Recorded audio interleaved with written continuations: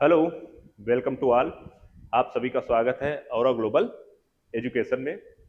हम लोग जियोग्राफी के अंतर्गत विश्व मानचित्र का क्लासेस देख रहे हैं और विश्व मानचित्र में हमने सातों महाद्वीपों में जो सबसे पहले महाद्वीप की शुरुआत की है वो आपका उत्तरी अमेरिका महाद्वीप है। पिछली क्लासों में हमने उत्तरी अमेरिका महाद्वीप के चारों तरफ जो भी वाटर बॉडीज हैं, जो भी आइसलैंड है, द्वीप है, जो भी पेंसुला है, प्रायद्वीप है, इन सभी की चर्चा कर ली थी। आज हम लोग जो है उत्तरी अमेरिका महाद्वीप में पॉलिटिकल मैप का अध्ययन करेंगे, राजनैतिक मानचित्र, यानी कि उत्तरी अमेरिका महाद्वीप के अंदर चलने की कोशिश करेंगे। उत्तरी अमेरिका महाद्वीप में हम लोग जब देखते हैं तो दो बड़े देश दिखाई पड़ते हैं। उत्तरी अमेरिका महाद्वीप में कौन से दो बड़े देश दिखाई पड़ते हैं? कौन कौन से दो बड़े देश हैं? जिसमें से कनाडा एक दिखाई पड़ता है। आप सभी लोग अपना एटलस सामने रखिए और एटलस में देखते चलिए कि दो प्रकार के मानचित्र दिए हुए हैं, एक प्राकृतिक है, एक है राजनैतिक। तो प्राकृतिक में हम लोग जो है पर्वत, पठार, नदियां, मरुस्थल, जो भी प्रकृति ने बनाया है, इन सभी का अध्ययन प्राकृतिक मैप में करते हैं। इसका वीडियो हम नेक्स्ट लेक्चर में आएगा। और आज हम देखेंगे जो है राजनैतिक मानचित्र, जिसमें देश, राजधानियां, फिर देश वो कौन से नदी के किनारे या झील के किनारे स्थित है, कौन सी सीमावर्ती नदियां हैं जो दो देश को आपस में अलग कर रही है। आप अगर विगत वर्षों के प्रश्न देखेंगे तो उसमें पाएंगे कि ऐसे प्रश्न दो तीन हर एग्जाम में पूछे जा रहे हैं कि इस देश की राजधानी क्या है, या यह राजधानी या फिर यह विशेष शहर किस नदी झील के किनारे स्थित है, या फिर इसकी क्या खासियत है। इन सभी के बारे में जो है क्वेश्चन लगातार हमारे सीरीज में पूछे जा रहे हैं। तो अगर हम टॉपिक पे अपने ध्यान दें तो अभी तक हमने आपसे पहली क्लास में बताया था कि हम इन 32 बिंदुओं पर, कोई भी महाद्वीप इन 32 बिंदुओं पे हम पढ़ेंगे। तो जिसमें से हमने अभी तक जो है जलराशियां देख ली हैं, द्वीप देख लिया है, प्रायद्वीप देख लिया है। आज की क्लास में हम देश और राजधानियां देख लेंगे, अंतरराष्ट्रीय रेखाएं देख लेंगे, कर्क, विषुवत, मकर स्थिति देख लेंगे। उसके बाद में हम लोग देखेंगे कि प्रमुख शहर देख लेंगे। पॉलिटिकल मैप में जितना भी आता है सारी चीजें देख लेंगे, ठीक। प्रमुख बंदरगाह देख लेंगे और सागर के किनारे स्थित दिशाओं के अनुसार देश, प्रमुख शहर और उनसे विशेषताएं। तो ये टॉपिक जो है हमारा मोस्ट ऑफ जो है चीजें फिनिश हो जाएंगी। एक क्लास और आएगी उत्तर अमेरिका पर, उत्तरी अमेरिका महाद्वीप पे, और बस हमारा ये टॉपिक कंप्लीट हो जाएगा। खैर, तो हम लोग आगे बढ़ते हैं और देखते हैं जो है उत्तरी अमेरिका महाद्वीप को। देखिए, सभी लोग एटलस सामने रखेंगे। उत्तरी अमेरिका महाद्वीप में आप देखेंगे कि आपको दो देश दिखाई पड़ रहे हैं। कौन कौन से देश हैं? बड़े देश, एक तो कनाडा है, एक कनाडा, और दूसरा जो है क्या है? यूनाइटेड स्टेट है। तो कनाडा को आप जब देखेंगे तो यहां पर एक विशेष बात है, यह है 141 डिग्री अच्छा देशांतर रेखा। कौन सी है? 141 डिग्री पश्चिमी देशांतर रेखा। यह जो यूएसए का पार्ट अलास्का है और कनाडा, ये बॉर्डर लाइन है। यह देशांतर दोनों देशों की सीमा रेखा बनाता है। फिर यहां पर आप जब ध्यान देंगे तो ये 49 डिग्री अक्षांश है, जो कि यूएसए और कनाडा की सीमा रेखा है। फिर उसके बाद में आप अपने मैप पे देखते चलेंगे तो 5 महान झीलें, 5 ग्रेट लैक्स पड़ेंगी। फिर उसके बाद में यहाँ पे जो सबसे आखिरी है ओंटारियो, ओंटारियो से जो है एक नदी निकलेगी जिसका नाम है सेंट लॉरेंस नदी। तो ये एक अंतरराष्ट्रीय नदी भी बन जाती है, सेंट लॉरेंस नदी। यहाँ पर जो है मैक्सिको और यूनाइटेड स्टेट के बीच में रियो ग्रांडे नदी है, ये भी बॉर्डर बनाती है। तो दो जो है अंतरराष्ट्रीय नदियां हो जाती हैं। यहां पर हम अगर मार्किंग कर लेते हैं तो पहले नंबर पे कौन सी है? आप अपने मैप पे देखिए, सेंट लॉरेंस नदी, और जो कि कनाडा और यूएसए के बीच में बॉर्डर लाइन, सीमा रेखा का निर्धारण करती है। दूसरे नंबर पे आपकी रियो ग्रांडे नदी आ जाएगी। स्पेनिश भाषा का शब्द है रियो ग्रांडे मतलब बड़ी नदी, और ये जो है यूएसए और मैक्सिको के बीच में सीमा रेखा का निर्धारण करती है। तो इतनी बातें आप जो है देख लिए। फिर आप अगर देखेंगे तो कनाडा जो और यूनाइटेड स्टेट, इन दोनों देशों को सम्मिलित रूप से हम क्या कहते हैं, एंग्लो अमेरिकन देश कहते हैं। पिछली क्लास में आपसे बताया था कि यहां पर जो है ये उत्तरी अमेरिका महाद्वीप की खोज की गई थी और ये नए विश्व का हिस्सा है। तो नए विश्व का हिस्सा होने के साथ में जो यहाँ पे देश पहुंचे और अपनी कॉलोनियां बनाए, तो उनमें सबसे पहले था फ्रांस। फ्रांस के बाद में कौन सा आया, अभी आप देखेंगे कि यहाँ पे क्यूबेक शहर पड़ता है, वहां पे सबसे ज्यादा फ्रेंच भाषा भी बोली जाती है, फ्रांस। तो उसके बाद में ब्रिटेन वालों ने, फ्रांस वालों ने क्या किया, जो है ब्रिटेन के हाथ सौंप दिया। तो यहाँ पे दोनों जनजातियों का, दोनों समुदायों का कल्चर आपको देखने को मिलता है, यानी कि यूरोपीय प्रभाव ज्यादा देखने को मिलता है। और यूरोपीय प्रभाव देखने से मतलब कि अंग्रेजी भाषा का प्रभुत्व होगा, यूरोपीय कल्चर का प्रभुत्व होगा। इसीलिए इन दोनों देशों को सम्मिलित रूप से हम लोग क्या कह देते हैं, एंग्लो अमेरिका कह देते हैं। तो इतनी सारी बातें जो है, अच्छा जो वाटर बॉडीज है ये सारी हमने पिछले क्लास में देख ली थी। अब इसी क्रम को हम आगे बढ़ाते हैं और देखते हैं कि कनाडा जो है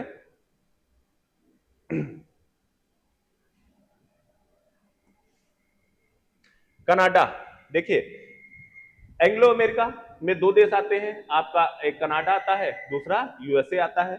कनाडा क्षेत्रफल की दृष्टि से जो है विश्व का दूसरा सबसे बड़ा देश है और सबसे नंबर 1 पे आता है रूस आता है। फिर उसके बाद में जनसंख्या की दृष्टि से कनाडा 38वें नंबर का देश है, 4.2 करोड़ लोग यहाँ पे वास करते हैं।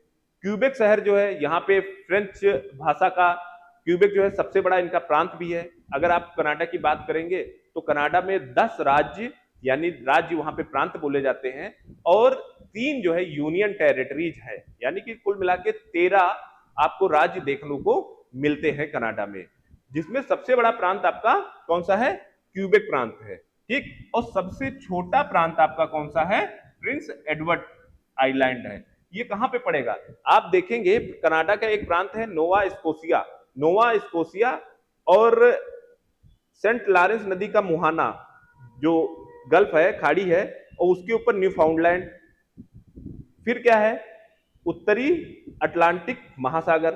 तो उत्तरी अमेरिका महाद्वीप के आप अपने एटलस में देखिए पूरब की साइड में नोवा स्कोशिया, न्यू ब्रंसविक के साइड में एक छोटा सा आइलैंड लिखा हुआ है, प्रिंस एडवर्ड आइलैंड। तो ये कनाडा का सबसे छोटा प्रांत है और जनसंख्या की दृष्टि से भी प्रिंस एडवर्ड आइलैंड जो है सबसे छोटा प्रांत है, और सबसे बड़ा आपका क्यूबेक है। और क्यूबेक में क्या है, फ्रेंच भाषा का जो है सर्वाधिक प्रभुत्व है। फिर सबसे बड़ा केंद्र शासित प्रदेश जो है नूनाउत है, नूनाउत। अभी आप देखेंगे कि नूनाउत की राजधानी जो है इक्विलिट है और जो कि बैफिन द्वीप पे स्थित है। फिर इसके बाद में देखिए हमारी पृथ्वी पे पिछले क्लास में बताया था कि कुछ काल्पनिक रेखाएं पाई जाती हैं, कुछ काल्पनिक रेखाएं पाई जाती हैं। ये काल्पनिक रेखाएं पृथ्वी में जो है अक्षांश और देशांतर कहलाते हैं। ये देशों की स्थिति पता लगाने के लिए, समय पता लगाने के लिए, ताप पता लगाने के लिए इनसे काफी जानकारियां मिलती हैं। तो इसको हम जो है क्या कहते हैं, भूमध्य रेखा कहते हैं, इसको हम कर्क रेखा कहते हैं, ठीक है, और इसको हम आर्कटिक रेखा कहते हैं। ये आपकी मकर रेखा आ जाती है, ये अंटार्कटिक रेखा आ जाती है, ठीक है। तो ये 23.5 डिग्री है उत्तरी अक्षांश, ये 66.5 डिग्री है उत्तरी अक्षांश। फिर यहाँ पे नॉर्थ पोल और यहाँ पर ये आपका साउथ पोल, ये आपकी 66.5 डिग्री दक्षिणी अक्षांश और ये आपका 23.5 डिग्री दक्षिणी अक्षांश, ठीक। तो आर्कटिक वृत्त आप अपने एटलस में देखिए, आर्कटिक वृत्त जो है एक ग्रेट बियर लेक है, ठीक है, ग्रेट बियर लेक, और जो है हडसन की खाड़ी के ऊपर फॉक्स बेसिन है। तो दोनों के ऊपर से जो है इसमें आर्कटिक वृत्त गुजरता है, ठीक।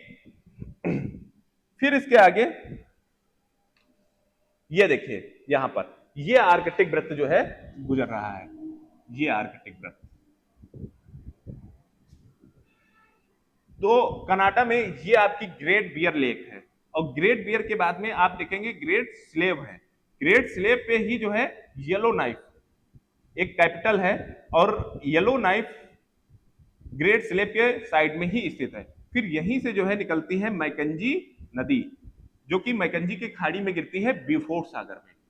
तो इतनी सारी जानकारी आपको हो गई। फिर यहाँ पे ये है प्रिंस एडवर्ड आइलैंड, यहाँ पे देखिए ये है आपका नोवा स्कोशिया जिसकी राजधानी है हैलीफ्लैक्स। ये है न्यू फाउंडलैंड द्वीप जिसकी राजधानी है सेंट जॉन। ये दोनों पोर्ट हैं, बंदरगाह हैं। फिर इसके बाद में आप अपना मैप देखिए तो ये वैंकूवर द्वीप यहां पे पड़ता है। ये क्या है? वैंकूवर द्वीप है।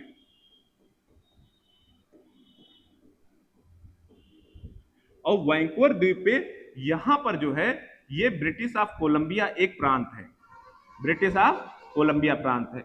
तो ब्रिटिश ऑफ कोलंबिया की राजधानी वैंकूवर द्वीप पर ही स्थित है। क्या है राजधानी? विक्टोरिया। फिर वैंकूवर एक सिटी भी है। आपसे पिछली क्लासों में बताया था कि वैंकूवर सिटी जो है वहां पर क्या स्थित है? कपिल शर्मा का कैप्स कैफे 2025 में खोला था। तो वैंकूवर से ही अब फिर इसके बीच में जॉन डी फुका की एक जल संधि पाई जाती है। जॉन डी फुका एक समुद्री प्लेट है। ये सारी चर्चाएं पिछले क्लास में हो चुकी हैं। तो वैंकूवर से जो वैंकूवर शहर है यहीं से स्टार्ट हो जाती है क्या? 49 डिग्री रेखा। फिर 5 ग्रेट लेक्स, सुपीरियर, मिशिगन, उसके बाद में कौन सी आती है? ह्यूरॉन, इरी और ओंटारियो। ओंटारियो के बाद में यहां पर जो है ये जो है कौन सी नदी है? सेंट लॉरेंस नदी। और सेंट लॉरेंस नदी जो है फिर आगे चल के मुहाना भी बनाती है। तो यहां पर सेंट लॉरेंस नदी के किनारे क्या स्थित है?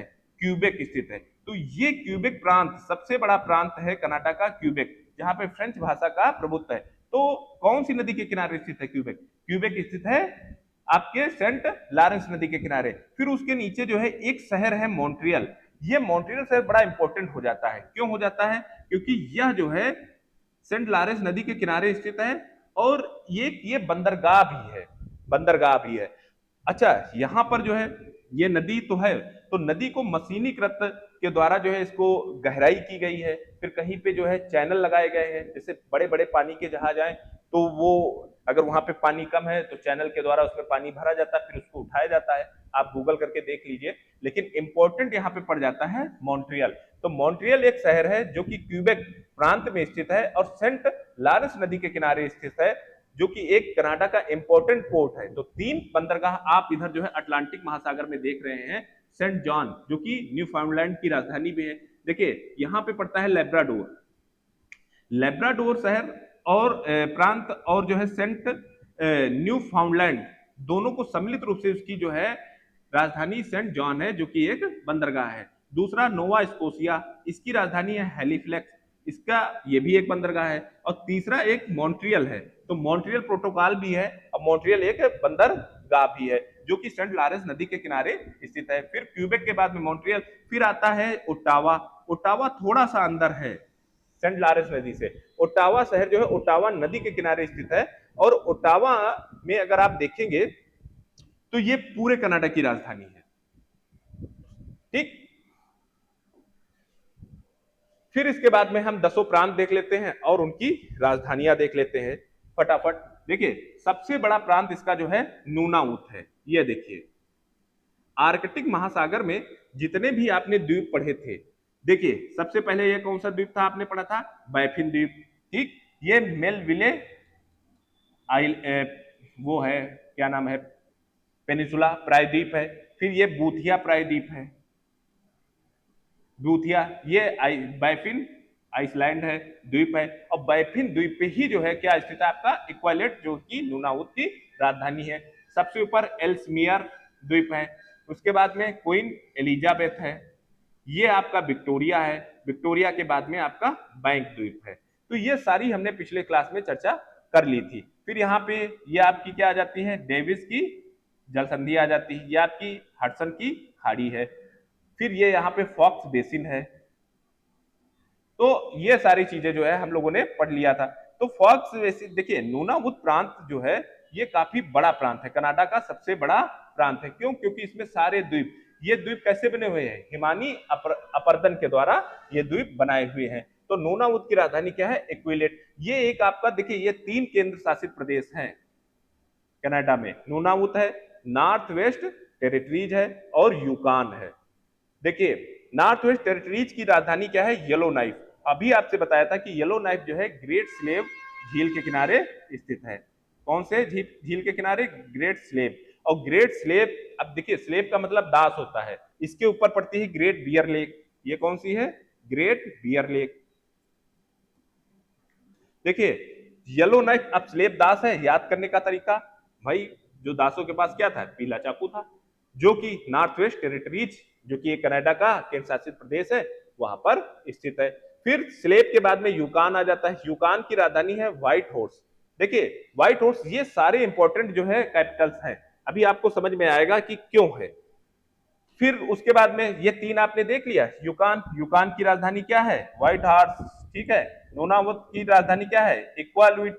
और आपकी नॉर्थ वेस्ट टेरिटरीज की राजधानी येलो नाइफ। येलो नाइफ जो है आपके ग्रेट स्लेव झील के किनारे स्थित है। तो पेपर में कभी भी आ सकता है कि येलो नाइफ जो है झील कौन सी झील के किनारे स्थित है? तो वो स्लेव के, यहीं से जो है आपकी कौन सी नदी निकलती है? मैकंजी रिवर निकलती है स्लेव से ही। फिर ये तीन प्रांत देखने के बाद में अब हम 10 प्रांतों पे एक नजर डाल लेते हैं। जैसे ओंटारियो है, तो ओंटारियो जो है, ओंटारियो की राजधानी क्या है? टोरंटो है। ये देखिए, तो टोरंटो, अब देखिए ओंटारियो आप अपने मैप पे देखेंगे तो ये 49 डिग्री रेखा यहां तक तो आती है, फिर यहीं से ये शुरू हो जाती है 5 ग्रेट लैक्स। तो ये आपकी सुपीरियर, ये आपकी मिशिगन जो कि टोटली अमेरिका में पड़ती है, ठीक है। फिर ह्यूरान, ह्यूरान के बाद में आपकी इरी, और इरी के बाद में ओंटारियो। तो ओंटारियो झील के किनारे जो सबसे आखिरी झील है, वहीं पर ओंटारियो प्रांत की राजधानी टोरंटो स्थित है।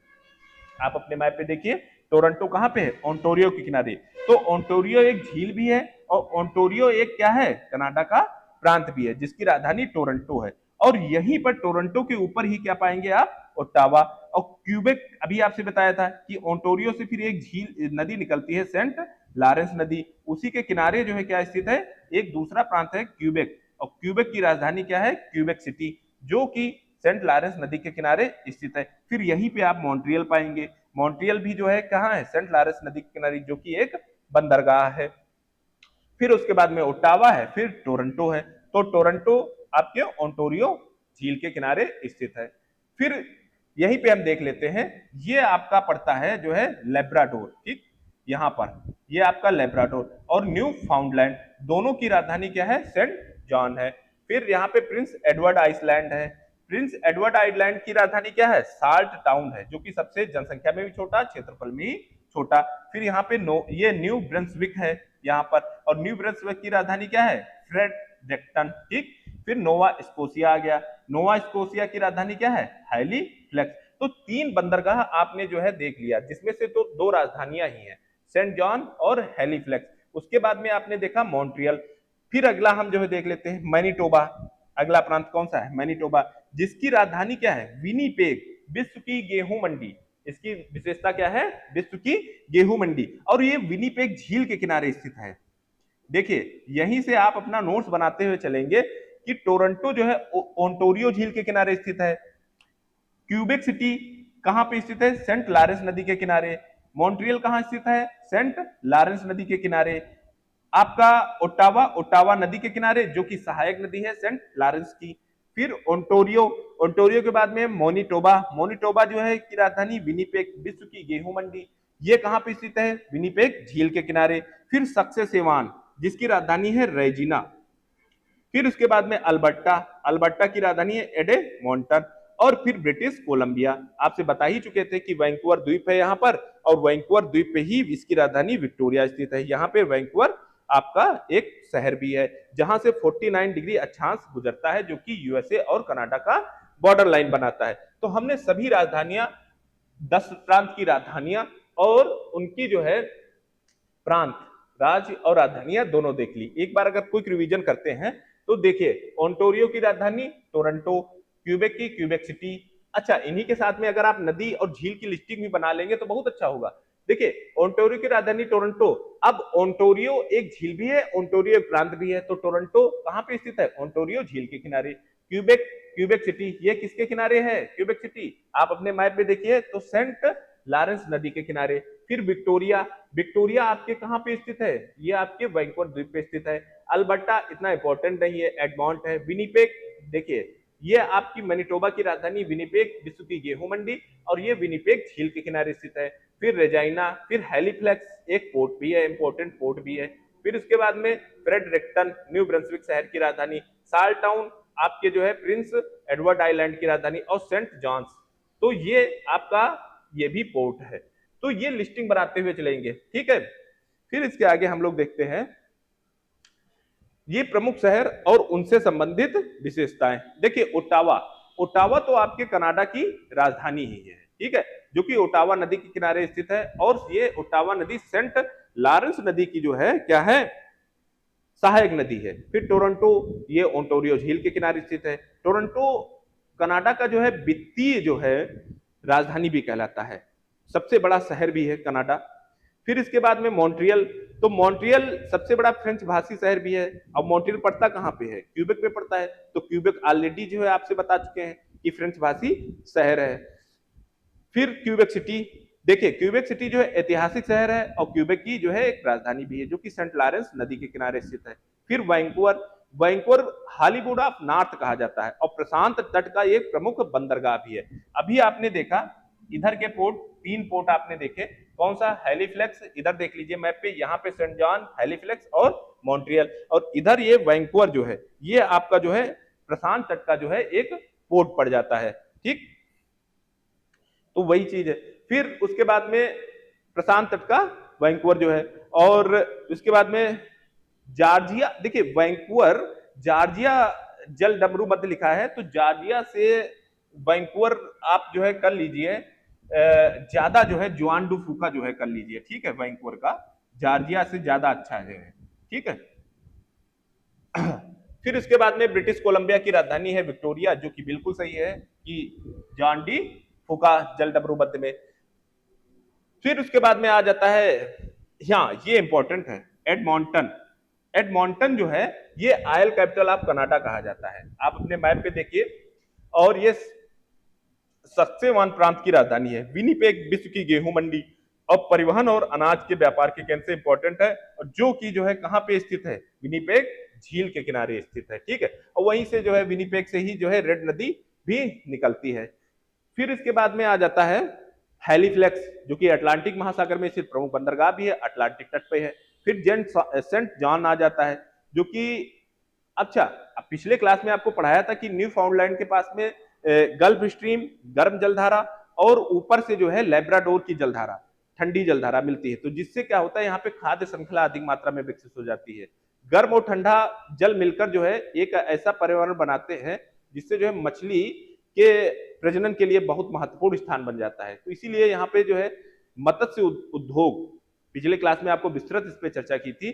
तो सेंट जॉन और हैलीफ्लैक्स से जो है दोनों एयरपोर्ट से जो है, एयरपोर्ट नहीं मतलब बंदरगाह से जो है क्या होता है मत्स्य उद्योग की सप्लाई बहुत होती है। फिर उसके बाद में सडबरी, देखिए सडबरी जो है आपका, अगर आप अपने मैप पे देखें तो ये यहीं पे पड़ता है सडबरी, यहाँ पे आप मैप पे देखेंगे तो सडबरी यहाँ पे पड़ेगा कहीं पे, ठीक है।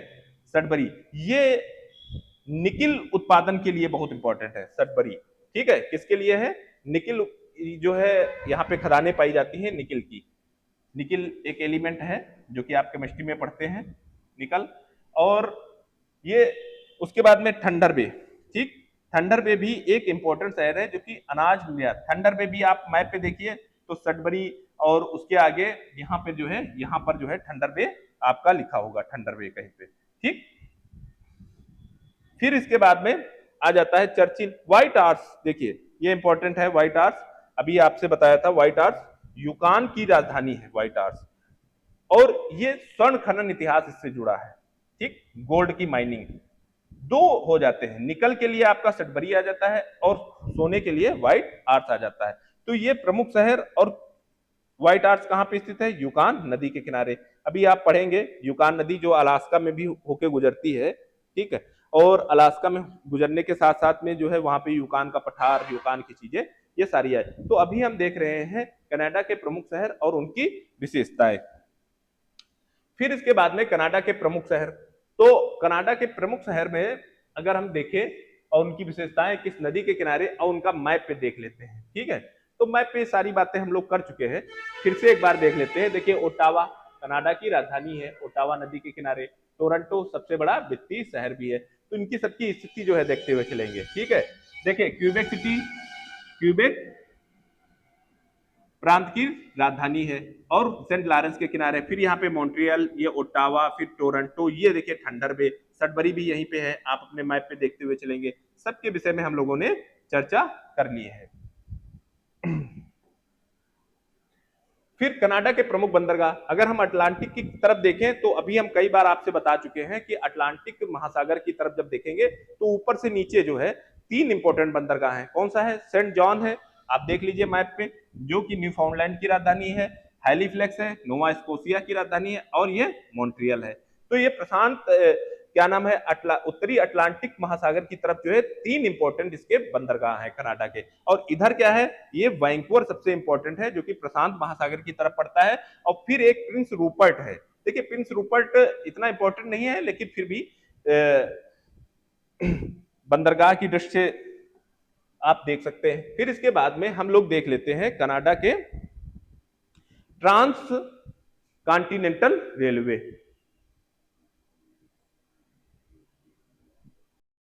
तो अब हम लोग क्या देख लेते हैं, ट्रांस कॉन्टिनेंटल रेलवे। देखिए हमारे 7 महाद्वीपों पर अगर हम अंटार्कटिका को छोड़ देते हैं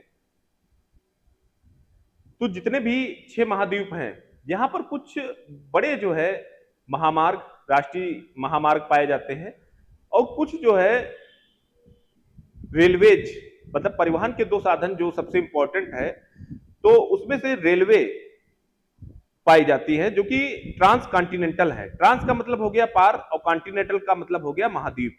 तो ये एक छोर से कॉन्टिनेंट के दूसरे छोर पर जो है जाती है रेलवेज। तो ऐसे आपके जो है महामार्ग भी स्थित है और ऐसे आपके रेलवेज भी स्थित है।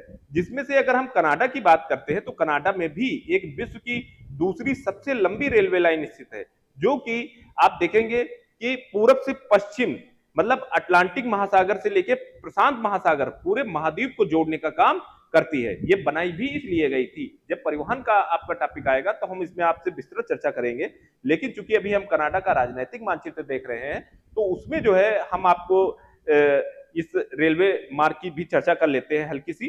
देखिए यहां पर क्या होता है कि ये विश्व की दूसरी सबसे लंबी रेलवे लाइन है।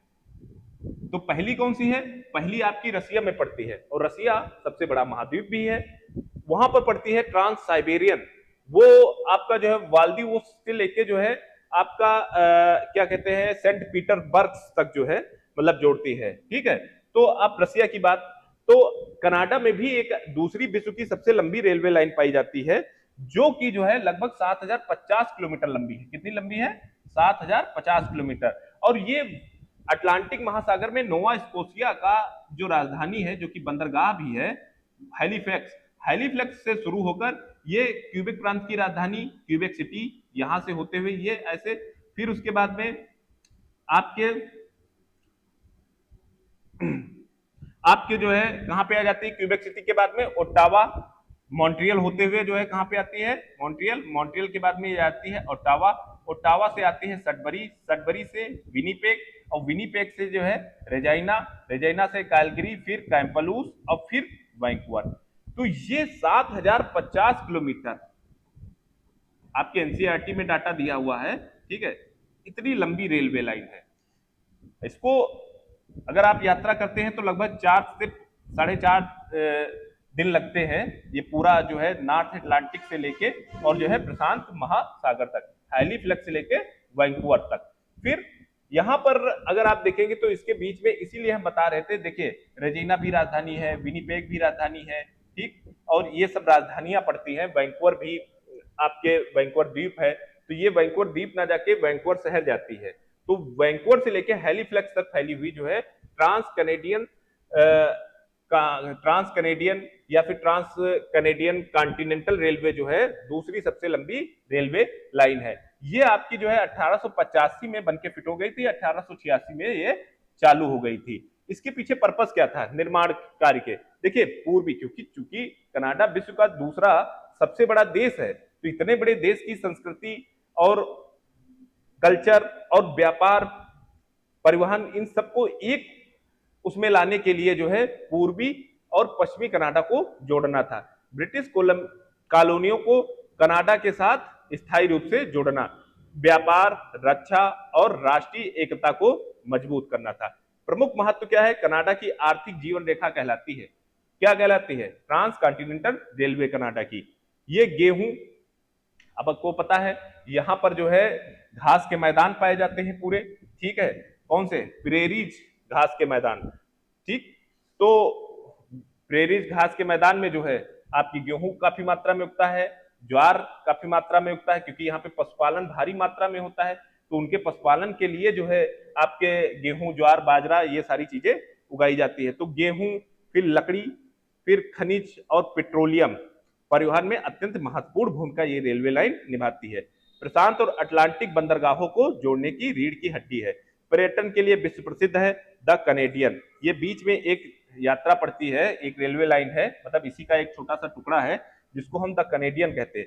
ये वाया रेल, यह प्रसिद्ध यात्रा ट्रेन की टोरंटो से वैंकूवर तक है। तो ये टोरंटो यहाँ पे पड़ता है आपका, यहाँ पे टोरंटो पड़ता है, ठीक है, यहाँ पर, और टोरंटो से जो है वैंकूवर तक है, ठीक, के बीच चलती है और कनाडा के सबसे सुंदर प्राकृतिक दृश्यों से होकर गुजरती है। यह रेलवे अटलांटिक के तट से हैलिफ्लैक्स से लेके और वैंकूवर प्रशांत महासागर के तट तक जोड़ती है। यह मार्ग कनाडा के 8 प्रांतों से होकर गुजरता है। निर्माण मुख्यतः कैनेडियन पैसिफिक रेलवे सीपीआर द्वारा 1885 में पूर्ण कर लिया गया था, ठीक है। तो इसकी जानकारी मिल गई, किसकी मिल गई? The Transcontinental Railway of Canada, और ये 7050 किलोमीटर, ये डाटा आप याद रखिएगा। फिर ठीक इसी के साथ में एक महामार्ग भी बनाया गया है, ठीक। वो भी महामार्ग कैसे चलता है? ये आपका लगभग 7821 किलोमीटर, रेलवे लाइन कितनी थी? 7050 किलोमीटर लंबी थी, ठीक। और ये रोड है तो इसको महामार्ग कहते हैं, ट्रांस कैनेडियन महामार्ग। और ये कहां से शुरू होता है? ये भी हैलिफ्लैक्स से लेके वैंकूवर तक आता है, और इसकी लंबाई कितनी है? 7821 किलोमीटर। और ये भी Halifax, Quebec city, Montreal, Ottawa, Winnipeg, Vancouver, Kamloops, ठीक है, कामलूप्स, कैलगरी और रेजाइना, उसके बाद में यहाँ पे वैंकूवर आ जाता है। फिर आप जब इसका एक मैप खोलेंगे, ठीक, तो मैप में आप देखेंगे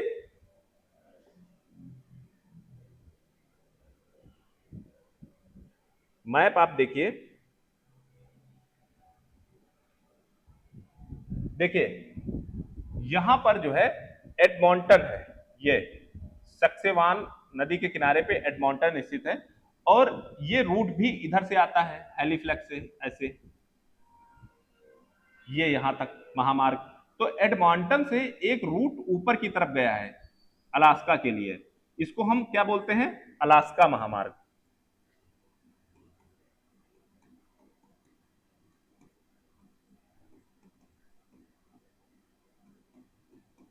ठीक।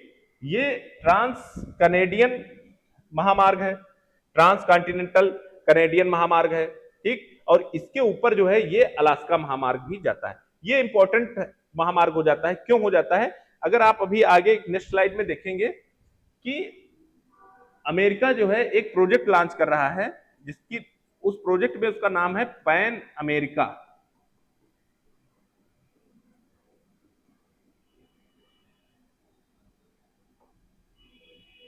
क्या नाम है? पैन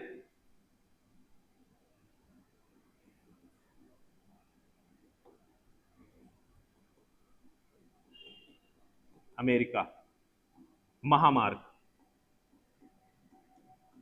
ये लगभग जो है कितना है? 30,000 किलोमीटर लंबा है।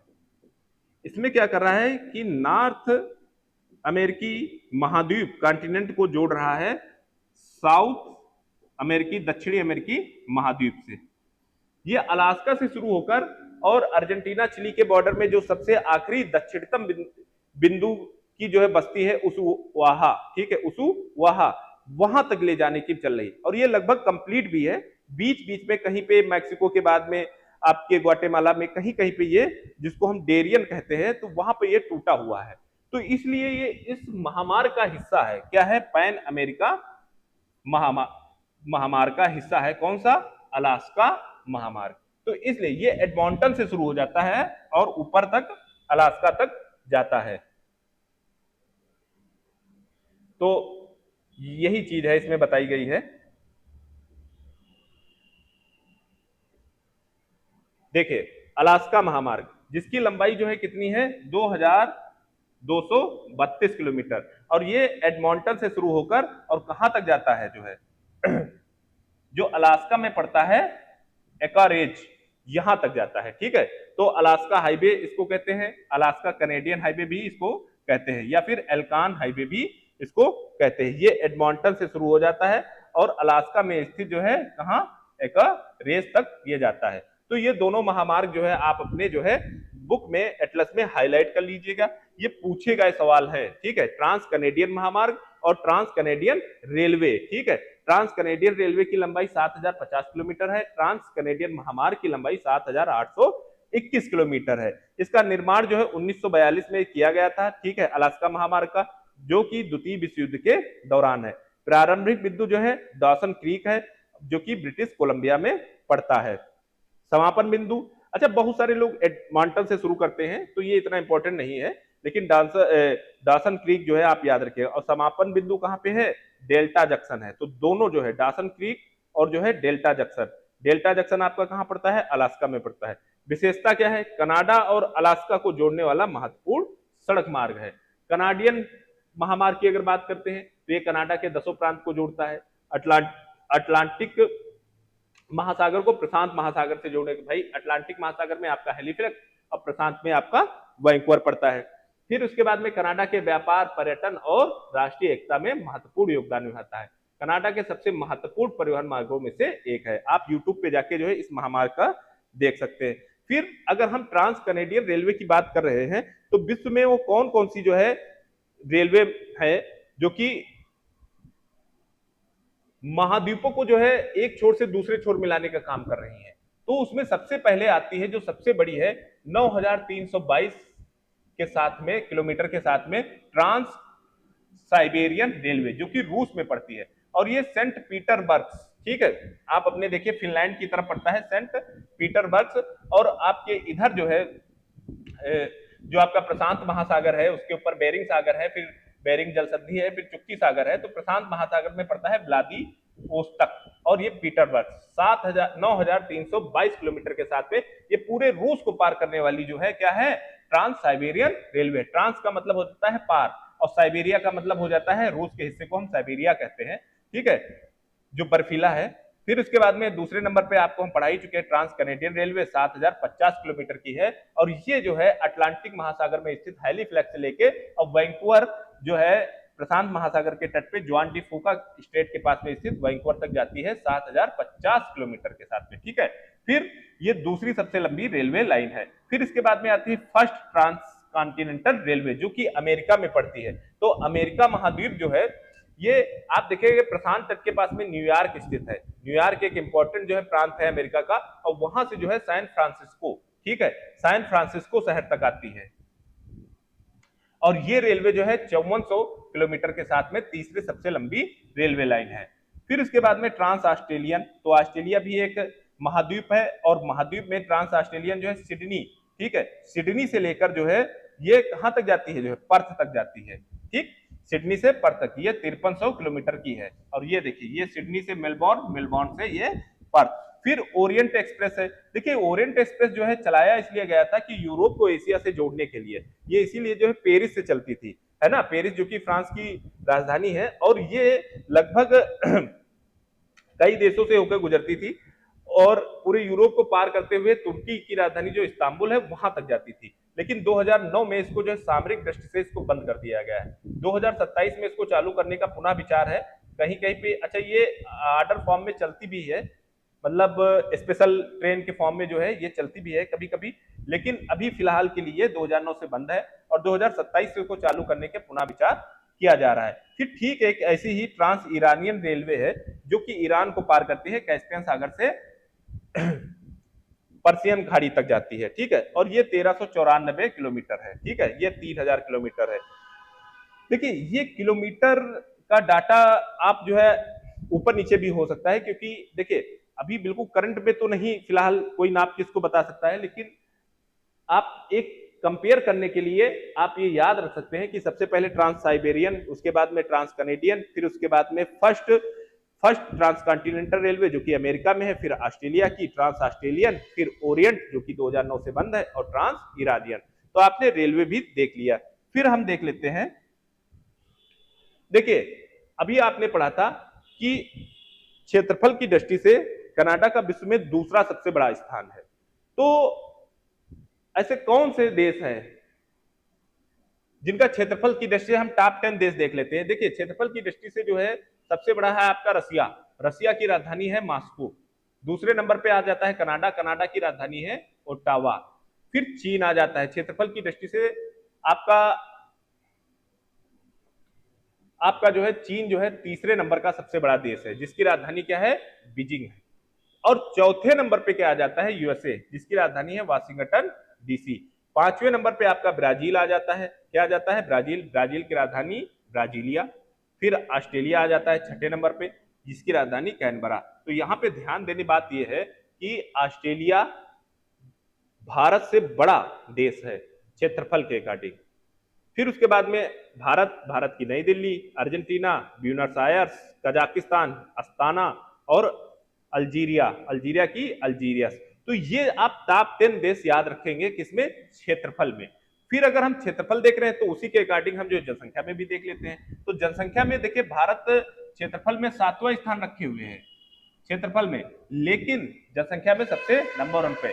चीन जो है देखिए यहाँ पे तीसरे नंबर का सबसे बड़ा क्षेत्रफल देश आ रहा है, लेकिन जनसंख्या में दूसरे नंबर पर। फिर संयुक्त राज्य अमेरिका जो है ये तीसरे नंबर पे आ रहा है जनसंख्या में, और एरिया में क्षेत्रफल में कितने नंबर पे आ रहा है, आपके चौथे नंबर पे आ रहा है। तो ये अगर देखेंगे चीन और संयुक्त राज्य अमेरिका, इनके बीच में क्षेत्रफल में कनाडा घुस गया है, और दोनों सीक्वेंस से जो है तीसरे चौथे नंबर पर आ गए हैं।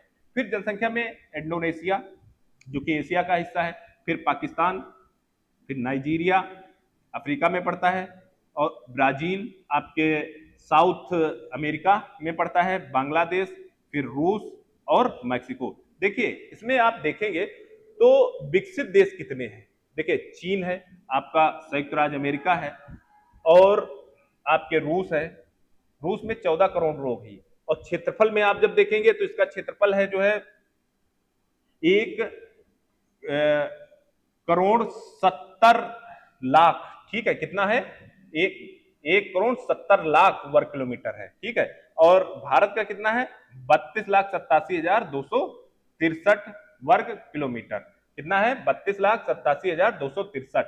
और इसका कितना है, 1,70,00,000। मतलब अगर आप देखेंगे तो भारत से कई गुना, मतलब कितना, 6 गुना बड़ा क्षेत्रफल में क्या है आपका रसिया है। और आबादी कितनी है, केवल 14.3 करोड़ आबादी है, ठीक है। आबादी में जो है मतलब 6 गुना क्षेत्रफल में बड़ा है, और आबादी में देखेंगे तो रसिया जो है कम से कम 10 गुना छोटा है, ठीक है। फिर मैक्सिको की राजधानी मैक्सिको सिटी। फिर ये तो आपके देश हो गए, और देशों का क्षेत्रफल के अकॉर्डिंग जो है घटता हुआ क्रम, और जनसंख्या के अकॉर्डिंग घटता हुआ क्रम। इसके बाद में हम देख लेते हैं महाद्वीप। देखिए महाद्वीप में आप एक खास बात याद रखेंगे कि हमारी पृथ्वी पे 7 महाद्वीप पाए जा रहे हैं, और 7 महाद्वीप में जो है, जो आपके ऑक्सफोर्ड में दिया हुआ है देशों की जनसंख्या, उसको हमने यहाँ पे मेंशन किया हुआ है, ठीक है। तो एशिया महाद्वीप में, क्योंकि अलग अलग उसमें आप एशिया में पढ़ेंगे कि 50 देश है, वो इसलिए हो जाता है कि तुर्की का पार्ट जो है यूरोप में भी लगता है और एशिया में भी लगता है।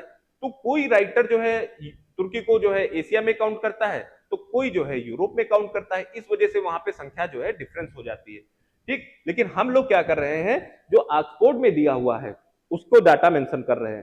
तो एशिया में 49 देश हैं, और सबसे बड़ा महाद्वीप है। और अगर हम देखेंगे क्षेत्रफल की दृष्टि से भी एशिया नंबर 1 पर है, और जनसंख्या में भी नंबर 1 पर है।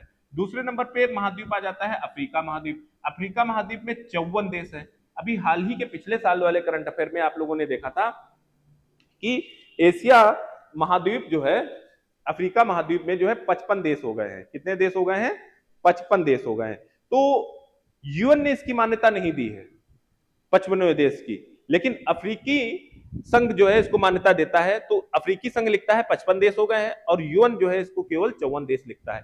फिर उत्तरी अमेरिका महाद्वीप में 23 देश हैं, क्षेत्रफल की दृष्टि से तीसरे नंबर पे है। दक्षिणी अमेरिका महाद्वीप जो है क्षेत्रफल की दृष्टि से चौथे नंबर पर है और जिसमें देश कितने हैं, 12 हैं। अंटार्कटिका क्षेत्रफल की दृष्टि से ये 5वें नंबर पे है और इसमें कोई भी देश नहीं है क्योंकि मानव विहीन है। यूरोप में आपके 44 देश, फिर वही चीज आ जाती है कि कई किताबों में आप पढ़ेंगे यूरोप में 44 है, 45 है। वो देश अपने हिसाब से एशिया और यूरोप में जो है लेखक अपने हिसाब बांटते रहते हैं। ऑस्ट्रेलिया में जो है 14 देश है, ठीक है, और क्षेत्रफल के हिसाब से ये 7वें नंबर का सबसे बड़ा महाद्वीप है। ऑस्ट्रेलिया के बाद यूरोप आ जाता है। अब जनसंख्या के अकॉर्डिंग देख लेते हैं। देखिए एशिया तो नंबर 1 पर है, अफ्रीका भी जनसंख्या के अकॉर्डिंग जो है दूसरे नंबर पर है। तीसरे नंबर पर जो है जनसंख्या के अकॉर्डिंग आ जाता है यूरोप और चौथे नंबर पे आ जाता है जनसंख्या के अकॉर्डिंग नॉर्थ अमेरिका और 5वें पे साउथ अमेरिका और छठे पे आपका आ जाता है ऑस्ट्रेलिया। फिर 7वें पे जो जनसंख्या है ही नहीं अंटार्कटिका पे, तो कोई बात ही नहीं। फिर यहां पर आप जब देखेंगे जनसंख्या में सबसे बड़ा देश क्या है, भारत है, और जनसंख्या में सबसे छोटा देश क्या है, वेटिकन सिटी है, और क्षेत्रफल में भी सबसे छोटा देश है।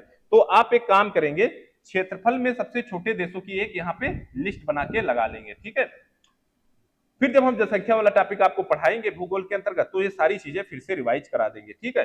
अब भारत ने 2023 में चीन को पीछे छोड़कर जो है पहला स्थान जनसंख्या में प्राप्त कर लिया है। नाइजीरिया जनसंख्या के मामले में बहुत तेजी से बढ़ रहा देश है। फिर अंटार्कटिका, अच्छा नाइजीरिया आता कितने नंबर पे है, छठे नंबर पे आता है 24 करोड़ लोगों के साथ में, और अंटार्कटिका में कोई भी स्थायी जनसंख्या नहीं है। क्षेत्रफल में सबसे बड़ा देश कौन सा है, रूस है, और क्षेत्रफल में सबसे छोटा देश वेटिकन सिटी है। तो अभी आपसे बताया कि एक लिस्टिंग बना लीजिएगा। 7वें नंबर पे भारत आता है, ऑस्ट्रेलिया सबसे छोटा महाद्वीप है लेकिन यह 6वें स्थान पर है, ठीक। अंटार्कटिका का क्षेत्रफल यूरोप से अधिक है, ठीक। तो हमने क्षेत्रफल का जो है यहाँ पे बना ही दिया है कि देखिए ऑस्ट्रेलिया जो है क्षेत्रफल की दृष्टि से सबसे छोटा है, समझ रहे बात को, और जनसंख्या की दृष्टि से 6ठे नंबर पे आता है, और यूरोप जो है ऑस्ट्रेलिया के ऊपर है। फिर इसके बाद में ये हफ्ते देखने के बाद में अगला हम टॉपिक देखते हैं। अब आ जाता है हमारा संयुक्त राज्य अमेरिका, ठीक है। क्या आ जाता है, संयुक्त राज्य अमेरिका, और संयुक्त राज्य अमेरिका का पॉलिटिकल मैप हम लोग स्टडी कर रहे हैं। अभी तक हमने क्या किया है कि कनाडा को देखा है, ठीक है, और कनाडा को देखने के बाद में कनाडा के हमने 10 प्रांत और जो है 3 जो है उसके क्या कहते हैं यूनियन टेरिटरीज को देख लिया है। फिर इसके बाद में कनाडा में हमने क्या देखा, जो है उसके इंपॉर्टेंट बंदरगाह देख लिए हैं सारे भाई, 3 के 3, सेंट जॉन्स और हैलीफ्लैक्स और मॉन्ट्रियल, इधर आपका वैंकूवर और प्रिंस रूपर्ट, ये तीनों बंदरगाह देख लिए हैं। फिर उसके बाद में हमने जो है क्या देखा है कि कनाडा में जो है 141 डिग्री जो है आपका अलास्का से और कनाडा को बॉर्डर लाइन जो देशांतर रेखा है। फिर उसके बाद में 49 डिग्री जो है आपको कनाडा और यूएसए से अलग करती है। फिर 5 महान झीलें देख ली हैं। 5 महान झीलों के बाद में सेंट लॉरेंस नदी, फिर सेंट लॉरेंस नदी के किनारे मॉन्ट्रियल आपका स्थित है, और क्या कहते हैं क्यूबेक स्थित है, ठीक है। फिर ओटावा पूरे कनाडा की राजधानी। फिर उसके बाद में क्या देखा हमने जो है कि कौन से प्रमुख शहर हैं, जैसे कि विनिपेग है, विनिपेग झील के किनारे स्थित है। फिर उसके बाद में हमने क्या देखा, ग्रेट स्लेप के किनारे क्या स्थित है, जो है येलो नाइफ, ग्रेट स्लेप से ही मैकेंजी नदी निकलती है। तो और उसके बाद में फिर हमने जो है क्या देखा, कनाडा के अंतर्गत ही जो है ट्रांस कनेडियन रेल मार्ग देखा, 7050 किलोमीटर लंबी है। और फिर ट्रांस कनेडियन महामार्ग देखा। महामार्ग देखने के बाद में जो है हमने विश्व के प्रमुख देश देख लिए, विश्व के प्रमुख देश और उनके क्या क्षेत्रफल के अकॉर्डिंग उनकी रैंकिंग है और क्या जनसंख्या के हिसाब से उनकी रैंकिंग है। फिर ये हमारा कनाडा का लगभग जो है राजनीतिक मानचित्र जो है समाप्त हो जाता है। अब हम लोग जो है देख लेते हैं साउथ अमेरिका महाद्वीप जो है, ठीक है। अरे सॉरी, दक्षिण अमेरिका नहीं, उत्तर अमेरिका ही। तो उत्तर अमेरिका महाद्वीप में जो है कनाडा हम लोगों ने समाप्त कर लिया है। अब इसके बाद में देख लेते हैं अमेरिका को, यूएसए को, यूनाइटेड स्टेट ऑफ अमेरिका, संघीय प्रांतों से बना हुआ एक देश, ठीक है। और देश जो है ये संघ से बना हुआ है, फेडरेशन से बना हुआ है। इसमें टोटल 50 देश हैं, ठीक है। कितने देश हैं, हम इनको देश ना कहकर जो इनको प्रांत कहेंगे। स्टेट कहेंगे, ये 50 राज्यों का एक संघ है, ठीक है, जिसमें से अगर आप ध्यान देंगे तो 48 राज्य 48 राज्य तो इसके सीमा पर ही उपस्थित है, मतलब इसकी भूमि पर ही उपस्थित है, लेकिन 49वां राज्य जो है यहां पर इसका क्या है, अलास्का है। आप अपने मैप पे देखिए, ये आपका 49वां राज्य है जिसको रसिया से खरीदा था। फिर बार बार चीजें रिपीट करते हैं कि 141 डिग्री देशांतर रेखा से अलास्का और कनाडा अलग होता है। आप अपने मैप पे देखिए तो 49वां राज्य कौन सा है, आपका जो है अलास्का है, और 50वां राज्य जो है प्रशांत महासागर के लगभग लगभग बीचों बीच और कर्क रेखा को रेखीय क्रम में ये हवाईयन द्वीप पाए जाते हैं। कौन से क्रम में पाए जाते हैं, रेखीय क्रम में पाए जाते हैं। और क्योंकि हॉटस्पॉट से निर्मित आपके द्वीप है, 8 प्रमुख द्वीप है हवाईयन द्वीप। ये संयुक्त राज्य अमेरिका का 50वां देश है जो कि कहां पर स्थित है, आपके प्रशांत महासागर में लगभग लगभग बीचों बीच में स्थित है, कर्क रेखा को रेखीय क्रम में काटते हुए द्वीप। ये इंपॉर्टेंट बिंदु है, हर एक शब्द इंपॉर्टेंट है। देखिए चापाकार द्वीप भी होते हैं, ठीक है, रैखिक भी होते हैं, ज्वालामुखी के द्वारा जो निर्मित है। ये हॉटस्पॉट जो है, ये पृथ्वी के अंदर लगभग 50 हॉटस्पॉट पाए जाते हैं, जिनमें जो है एक हॉटस्पॉट जो है हवाईयन द्वीप में भी पाए जाते हैं, और हवाईयन द्वीप पे इसीलिए जो है ये रैखिक क्रम में बने हुए हैं, ठीक है। चापाकार वाला जो है, आप अगर द्वीप के एग्जांपल लेंगे तो आपका अंडमान निकोबार द्वीप है, ठीक है, ये चापाकार क्रम में पाए जाते हैं। ये कन्वर्जेंस, अभी जब आप प्लेट टेक्टोनिक्स पढ़ेंगे तब इनमें सारी बातें ये आएंगी। हालांकि अभी हम लोग जो है देख रहे हैं पॉलिटिकल मैप ऑफ यूएसए। तो पॉलिटिकल मैप ऑफ यूएसए में अगर हम परिचय लेते हैं तो इसमें हमने सबसे पहले बताया कि इसमें टोटल 50 राज्य है, और 50 राज्य में ये 50 राज्यों का एक संघ है। दूसरी बात इसमें आती है कि 49वां राज्य अलास्का है जो कि कनाडा से 141 डिग्री देशांतर से अलग होता है। फिर कनाडा से यूएसए 49 डिग्री से अलग होता है। फिर इसके बाद में जो है 50वां इसका राज्य जो है इसके भूभाग पे न होकर ये कहां पे है, प्रशांत महासागर के लगभग बीचों बीच में पाया जाता है 50वां राज्य, और ये हॉटस्पॉट के द्वारा बना हुआ है तो ज्वालामुखी उद्गार ही, लेकिन वो एक देखिए ज्वालामुखी उद्गार के भी कई क्रम होते हैं। एक होता है हॉटस्पॉट, तो पृथ्वी के अंदर जो हॉटस्पॉट के द्वारा ये रैखिक क्रम में बने हुए द्वीप है, हवाईयन द्वीप। टोटल 8 है मेजर, अभी जब इसकी चर्चा करेंगे तो पूरा कंप्लीट आएगा। फिर 48 प्रांत जो है इसके सीमावर्ती यानी भूभाग पे जो है। तो फिर इसके बाद में ऊपर तो आपको पता चल गया कि 49 डिग्री है अक्षांश, ये 141 डिग्री देशांतर, और ये आपका जो है जो पड़ता है रियो ग्रांडे नदी है, ठीक है, रियो ग्रांडे। और यहां पर ये कौन सी है, सेंट लॉरेंस नदी, ठीक है, ये कौन सी नदी है, सेंट लॉरेंस नदी, ठीक है। तो ये सेंट लॉरेंस नदी के द्वारा तो 2 अंतरराष्ट्रीय नदियां भी बन जाती हैं जो सीमा का निर्धारण करती हैं, रियो ग्रांडे और क्या है, सेंट लॉरेंस। फिर मुख्य अक्षांश भी पड़ जाते हैं, कौन कौन से हैं, एक 49 डिग्री है जो कि कनाडा यूएसए को अलग करता है, अलास्का कनाडा को अलग करता है, 141 डिग्री जो है देशांतर, और एक देशांतर और है जो लगभग लगभग बीचों बीच से गुजरता है, ठीक है। अमेरिका का मैप आप देखेंगे तो वो है 100 डिग्री पश्चिमी देशांतर, क्या है, 100 डिग्री पश्चिमी देशांतर। तो 3 इंपॉर्टेंट देशांतर और अक्षांश मिला के रेखाएं हो जाती हैं, 149, 100 और 141।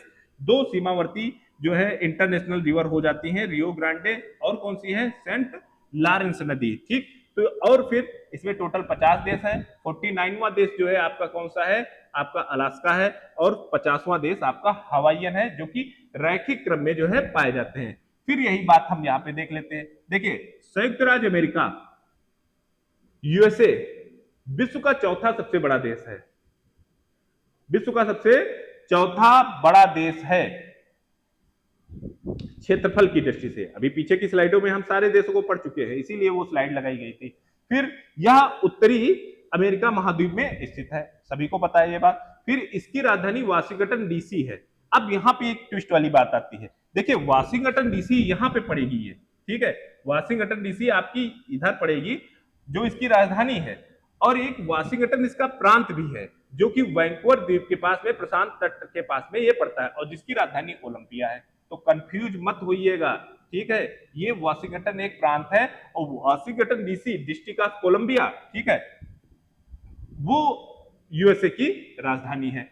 फिर इसकी राजधानी वाशिंगटन डिस्ट्रिक्ट ऑफ कोलंबिया।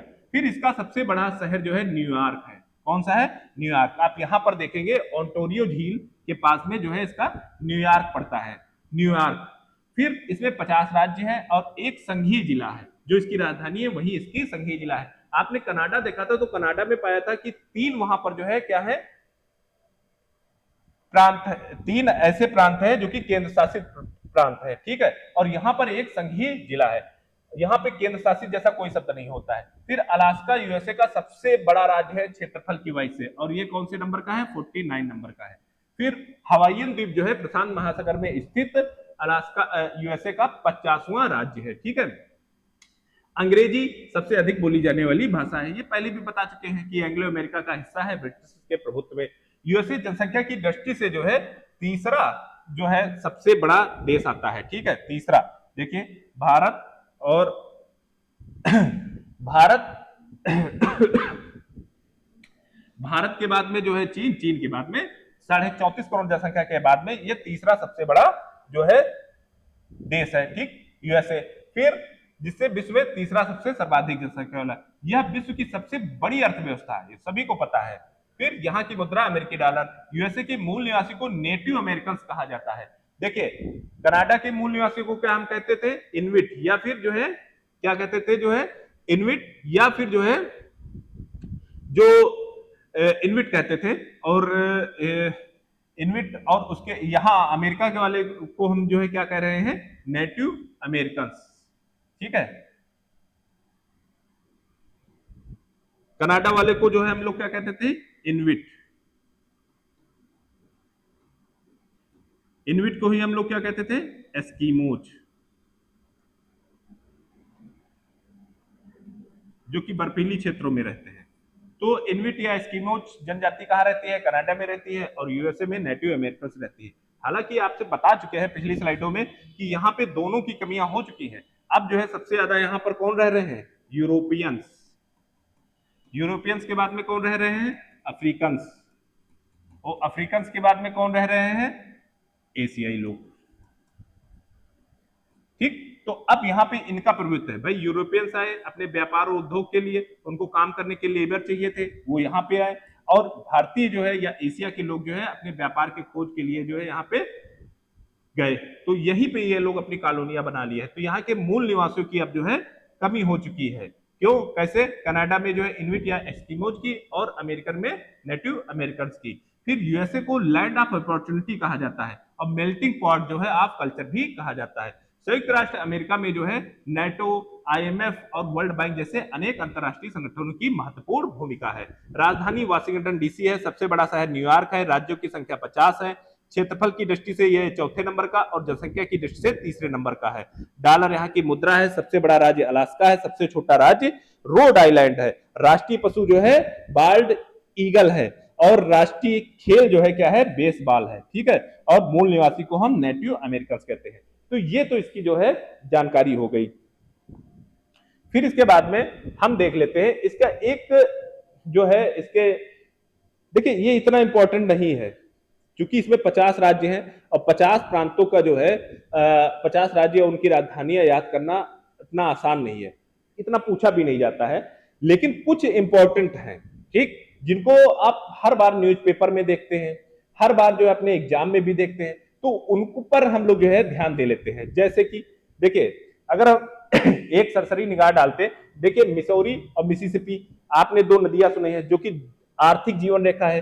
तो मिसौरी जो है आपका एक प्रांत पड़ता है और जिसकी राजधानी जैक्सन सिटी है, ठीक। फिर न्यूयॉर्क आपका जो है जिसकी अल्बनी जो है आपके राजधानी है। न्यूयॉर्क जो है ओंटारियो के पास में पड़ता है, ओंटारियो झील, ठीक। फिर उसके बाद में आप देखेंगे जो है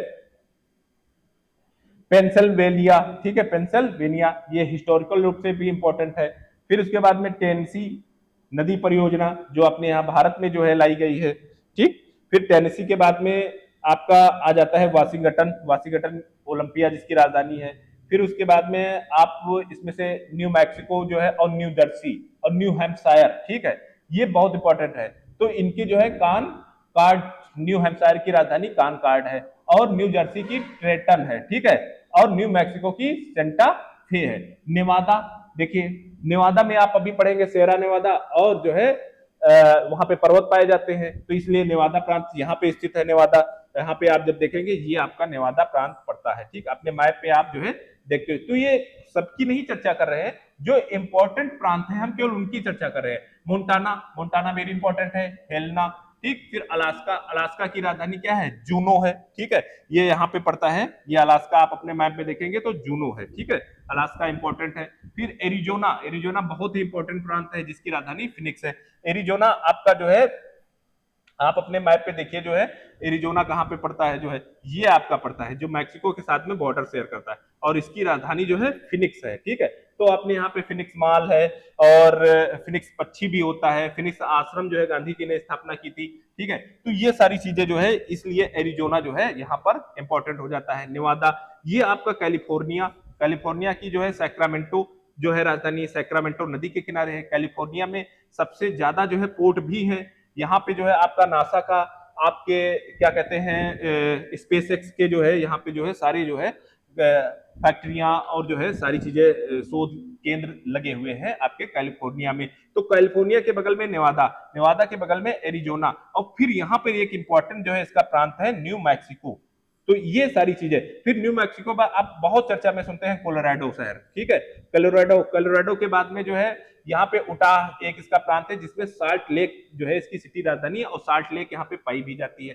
फिर यहाँ पर आप देखेंगे वाशिंगटन जो है एक प्रांत है जो कि कनाडा से बाउंड्री शेयर करता है 49 डिग्री के साथ में, और यहाँ पे वैंकूवर जो है कनाडा का पाया जाता है सिटी, ये वैंकूवर द्वीप और जॉन डी फूका स्टेट। और यहाँ पर एक इंपॉर्टेंट जो है सियाटल जो है एक शहर है, सियाटल बंदरगाह भी है वाशिंगटन में, वाशिंगटन की राजधानी ओलंपिया, ठीक। फिर ये मोन्टोना, मोन्टेना जिसकी राजधानी हेलना है। फिर उसके बाद में जो है अगर आप देखेंगे इंपॉर्टेंट में टेक्सास, वेरी इंपॉर्टेंट, ये आप जो है टेक्सास, ये आप टेक्सास जो है, ठीक। टेक्सास के बाद में ये देखिए मिसिसिपी, यहाँ पे मिसिसिपी और मिसौरी दो नदियां जो है मिलती हैं सेंट लुइस नामक स्थान पे, ठीक है। तो ये सारी चीजें हैं। फिर इसके बाद में ये जॉर्जिया भी इंपॉर्टेंट है, इनकी लिस्टिंग कर लीजिएगा। फिर यहां पर जो है अगर आप देखेंगे तो यहाँ पे अल्प क्या कहते हैं एक पर्वत पाया जाता है, पुराना वलित पर्वत है, अपलेशियन पर्वत। तो अपलेशियन पर्वत कुछ ऐसे है, यहाँ पे अगर आप देखेंगे तो कुछ ऐसे है, लगभग जो है पूरे अमेरिका की 34.5 करोड़ आबादी है पूरे अमेरिका की, तो यहां पर जो है लगभग जो है 40% जनसंख्या इधर ही रहती है जो है पूरे अमेरिका की। अभी आप जब प्राकृतिक मैप आप जब देखेंगे तो प्राकृतिक मैप पे आप देखेंगे कि यहाँ पे राकीज है, कास्केड है, कोस्टल है, ये सब पर्वत है, फिर इनके ये सब भ्रष्ट छाया प्रदेश में आ जाते हैं पूरे शहर। इसीलिए यहाँ पे शोध कारखाने जो है लगाए गए हैं, जितने भी आपके वैज्ञानिक प्रयोगशालाएं हैं वो सब इधर हैं, ठीक है, क्योंकि इनके वृष्टिछाया प्रदेश में आ जाते हैं, यहाँ पे बारिश नहीं होती है, यहीं पे मरुस्थल पाए जाते हैं, और यहीं पे जो है मतलब वहां की जलवायु रहने योग्य इतनी नहीं है। इसीलिए जो है अगर आप देखेंगे 100 डिग्री अक्षांश के बाद में यहाँ से अगर 100 डिग्री अक्षांश गुजर रहा है तो लगभग जो है 70-80% जनसंख्या, मतलब 34.5 करोड़ में से 70-80% जनसंख्या जो है मतलब 20-21 करोड़ लोग तो 100 डिग्री अक्षांश के पूर्व साइड में रह रहे हैं, ठीक है, ये आपका पूरब है तो इधर रह रहे हैं, बाकी के इधर रह रहे हैं। और अपलेशियन पर्वत के इधर जो है आपका लगभग 40% जनसंख्या जो है, तो इसीलिए यहाँ पे बहुत सारे जो है आपके प्रांत स्थित हैं, ठीक। फिर आप देख लेते हैं यहाँ पे ये पेंसिल्वेनिया है, ठीक है, फिर ये न्यूयॉर्क है, वाशिंगटन डीसी है। तो हमको सब नहीं याद करें, जैसे एक इंपॉर्टेंट यहाँ पे पड़ जाता है ये फ्लोरिडा, ठीक, फ्लोरिडा में एक बंदरगाह भी है मियामी, और तालाहासी जो है इसकी राजधानी है। तो एक बार इस पे हम सरसरी निगाह डाल लेते हैं, ठीक है। मिसौरी, मिसौरी यहाँ पे ये देखिए पड़ रहा है, ये है मिसौरी,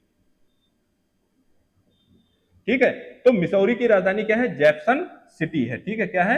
जैक्सन सिटी, ये इंपॉर्टेंट। मिसिसिपी की राजधानी जैक्सन है, ठीक है। फिर उसके बाद में मिशिगन, मिशिगन इंपॉर्टेंट है और इसकी राजधानी क्या है? लैसिंग है, ठीक है, मिशिगन की राजधानी क्या है?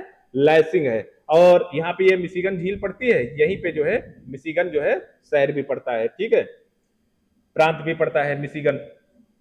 मिशिगन आपको पढ़ाया जाता है कि पूरी की पूरी जो है अमेरिका में ही स्थित है। क्यों स्थित है? क्योंकि उसी के नाम पे वहां पे प्रांत भी है और उसी के नाम पे वहां पर जो है झील भी है। इसकी राजधानी है लैसिंग, ठीक है, मिशिगन। मिशिगन अगर नेक्स्ट मैप पे हम लोग देखते हैं, ये आता है, ठीक है, ये मिशिगन आपका पड़ जाती है लेक, सुपीरियर के बाद में मिशिगन, फिर ह्यूरॉन, ह्यूरॉन के बाद में इरी, फिर ओंटारियो। तो ये आपका जो आ जाता है मिशिगन आ जाता है, ठीक है, ये आपका मिशिगन, ठीक। तो इंपॉर्टेंट कि हम लोग जो है लिस्टिंग कर लेते हैं। मिशिगन की राजधानी लैसिंग है। सब लोग देखिए, अगर इसमें मिसप्रिंट भी हो जाता है तो आप लोग अपने एटलस पे जाके इसको एक बार मैच कर लीजिएगा। बार बार चीजें जो है दोहरानी पड़ती है, बार बार। ये हम क्यों पढ़ा रहे हैं आपको?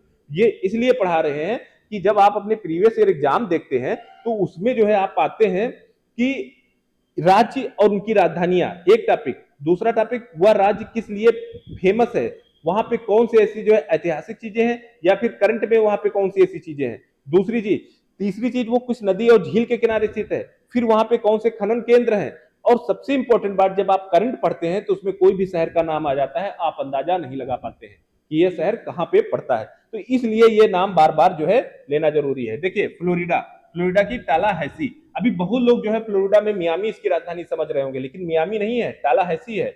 हवाई, हवाईयन द्वीप की राजधानी होनालुलु है, ठीक है, ये इंपॉर्टेंट है। फिर उसके बाद में इंडियाना, देखिए इंडियाना यहाँ बीच में पड़ता है, ये देखिए इंडियाना। मिशिगन, मिशिगन ऊपर पड़ता है, मिशिगन के नीचे जो है कौन सा पड़ता है, इंडियाना पड़ता है। और इंडिया पुलिस जो है इसकी क्या है, जो है राजधानी है, ठीक है, इंडियाना पुलिस इसकी राजधानी है। उसके बाद में आपका आ जाता है लुजियाना, ठीक है, लुजियाना भी इंपॉर्टेंट है। फिर उसके बाद में आप इधर इतने ही इंपॉर्टेंट है, आप ये की लिस्टिंग कर लीजिएगा। फिर उसके बाद में आ जाता है वाशिंगटन, टेनेसी, ठीक, और टेक्सास वेरी इंपॉर्टेंट है, अभी आप पढ़ेंगे। यहाँ पे ऑस्टिन पाया जाता है ये, क्योंकि ये आप जो है गल्फ ऑफ मैक्सिको में ये सारे पाए जा रहे हैं, ठीक है। फिर क्या कहते हैं, ओकाहोमा, ठीक है, ओकाहोमा, ओकाहोमा सिटी है। न्यूयॉर्क है, न्यू मैक्सिको है, न्यू हैम्पर। तो ये कुछ प्रमुख राज्य जो है इसके हम लोगों ने देख लिया अमेरिका के।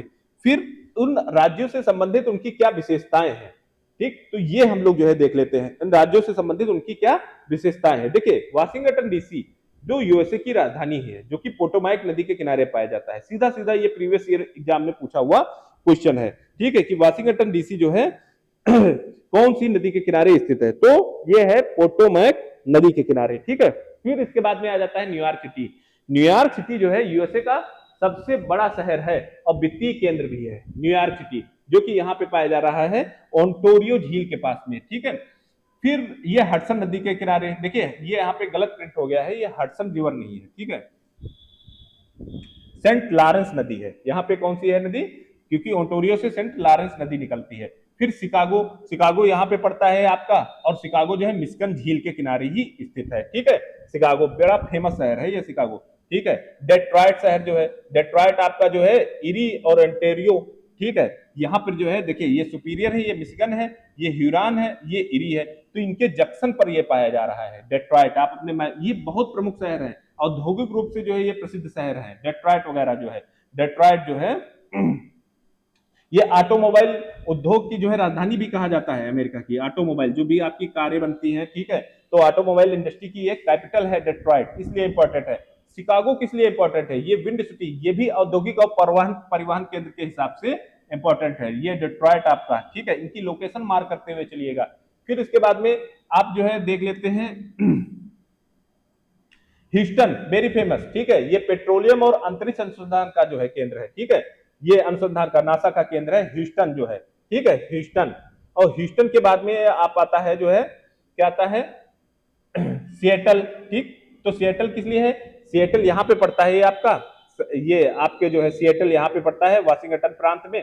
और यहाँ पर आपको पिछले क्लासों में हम बता चुके हैं कि बोइंग जो कि बोइंग जो कि विमान निर्माता कंपनी है, वो यहीं पे इसका मुख्यालय है, यहीं से इसकी शुरुआत ही हुई थी सिएटल से, जो कि वाशिंगटन में पड़ती है, और ये पुजेट साउंड के पास में पड़ती है। और अमेजॉन, गूगल, इन सबका हेडक्वार्टर भी कहाँ पे है, सिएटल में है, ठीक है। फिर San Francisco, Golden Gate Bridge, ठीक है, आईटी सैन फ्रांसिस्को जो है यहाँ पर ही पाया जाता है, ठीक है, कहाँ पे, कैलिफोर्निया में, ठीक है। फिर सैन फ्रांसिस्को एक जो है आपका इंपॉर्टेंट बंदरगाह भी है, बोस्टन ऐतिहासिक और शैक्षणिक केंद्र है, ठीक है। फिर शिकागो विंड सिटी कहलाता है। फिलाडेल्फिया स्वतंत्रता की घोषणा फिलाडेल्फिया यहाँ पे पाया जाता है कहीं पे, ठीक है। फिलाडेल्फिया जो है, ये देखिए फिलाडेल्फिया, ठीक। फिर उसके बाद में मियामी, मियामी आपका जो है एक बंदरगाह भी है, क्रूज कैपिटल ऑफ वर्ल्ड कहा जाता है, क्रूज का, है ना, जो छोटे जहाज होते हैं क्रूज, अटलांटिक महासागर में ये यहाँ पे स्थित है। फ्लोरिडा, फ्लोरिडा की टालाहैसी राजधानी यहाँ पे स्थित है, ठीक है। फिर उसके बाद में ह्यूस्टन है ना, ह्यूस्टन जो पेट्रोलियम और अंतरिक्ष अनुसंधान केंद्र है नासा का, ठीक। ह्यूस्टन शहर जो है, ये देखिए ह्यूस्टन, ठीक है। अपने मैप पे आप देखते हुए चलेंगे। फिर डेट्रॉइट हो चुका, सेंट लुइस, सेंट लुइस में क्या होता है कि मिसिसिपी और मिसौरी नदियों का संगम होता है, ये है सेंट लुइस, मिसौरी शहर में आपका पड़ता है, प्रांत में पड़ता है, ठीक है। फिर इसके बाद में आ जाता है क्वींसलैंड, ठीक है, ये औद्योगिक शहर है, इरी झील के पास में पड़ता है, ये इरी झील है, ओंटारियो के बाद में इरी, और वहीं पे जो है ये क्या पड़ता है, क्लीवलैंड, ठीक है, औद्योगिक शहर। फिर बफेलो जो है, नियाग्रा प्रमुख से, सारे यहीं पे स्थित है, यहाँ पे बफेलो है, यहीं पे जो है आपका क्लीवलैंड है। फिर अटलांटा एकारेज अलास्का का सबसे बड़ा शहर है, ठीक। और होनोलुलु हवाईयन द्वीप है, हवाईयन द्वीप की राजधानी भी है हवाई राज्य की, और प्रशांत महासागर में। तो ये अमेरिका के कुछ प्रमुख जो है शहर हो गए, और वो किस नदी के किनारे स्थित है, ये आप अपने एटलस पे बार बार 3-4 एटलस खरीद लीजिए, ठीक है। और 3-4 एटलस पे एक एटलस में केवल पॉलिटिकल का कर लीजिए, राजनीतिक उसमें सादे पेज लगाकर, जैसे कि ये एटलस है, ठीक। आप 3-4 एटलस ले लीजिए, और ये एटलस में आप जैसे ये पढ़ रहे हैं पॉलिटिकल, तो पॉलिटिकल का अमेरिका के आगे ही जो है 3-4 पेज सादे यहीं पे पेस्ट करके, और उसी में बार बार जो है प्रैक्टिस करिए, ठीक है। और बार बार चीजों को देखिए जो है, तब आपको जो है समझ में आएगा, ठीक है। बार बार इन सब सारी चीजों की मार्किंग करते हुए चलेंगे, नोट्स, और बाकी आप चाहते हैं तो हमारे टेलीग्राम चैनल से डाउनलोड भी कर लेंगे। तो हमने अमेरिका का देख लिया। फिर अमेरिका शहर के जो है, अमेरिका देश के प्रमुख बंदरगाह, देखिए बॉर्डर लाइन पे ही क्या पड़ता है, New York new Jersey, very important है। फिर बाल्टीमोर, ये भी बहुत इंपॉर्टेंट है। फिर यहाँ पे आ जाता है मियामी, इसको तो जो है क्रूज जहाजों के जो है राजधानी ही कहा जाता है। न्यू ऑरलीन्स, ठीक है, इंपॉर्टेंट बंदरगाह है। फिर इधर हम आ जाते हैं, ये तो बहुत ही इंपॉर्टेंट है, पिछली क्लासों में भी पढ़ा चुके, लॉन्ग बीच, लॉस एंजलिस और यहाँ पर जो है ये आपका सिएटल, और ये आपका टकोमा, ठीक है। तो ये आपके इंपॉर्टेंट बंदरगाह है, ठीक है। जैसे ये सवाना है, ठीक है, और चार्ल्सटन है, ठीक है, चार्ल्सटन है, ठीक है। तो पोर्ट ऑफ लॉस एंजलिस जो कि आपके पड़ता है प्रशांत महासागर के तट पे, और कैलिफोर्निया शहर में, ठीक है, कैलिफोर्निया जिसकी राजधानी है सैक्रामेंटो। वाशिंगटन, वाशिंगटन की राजधानी क्या है, ओलंपिया, ठीक है।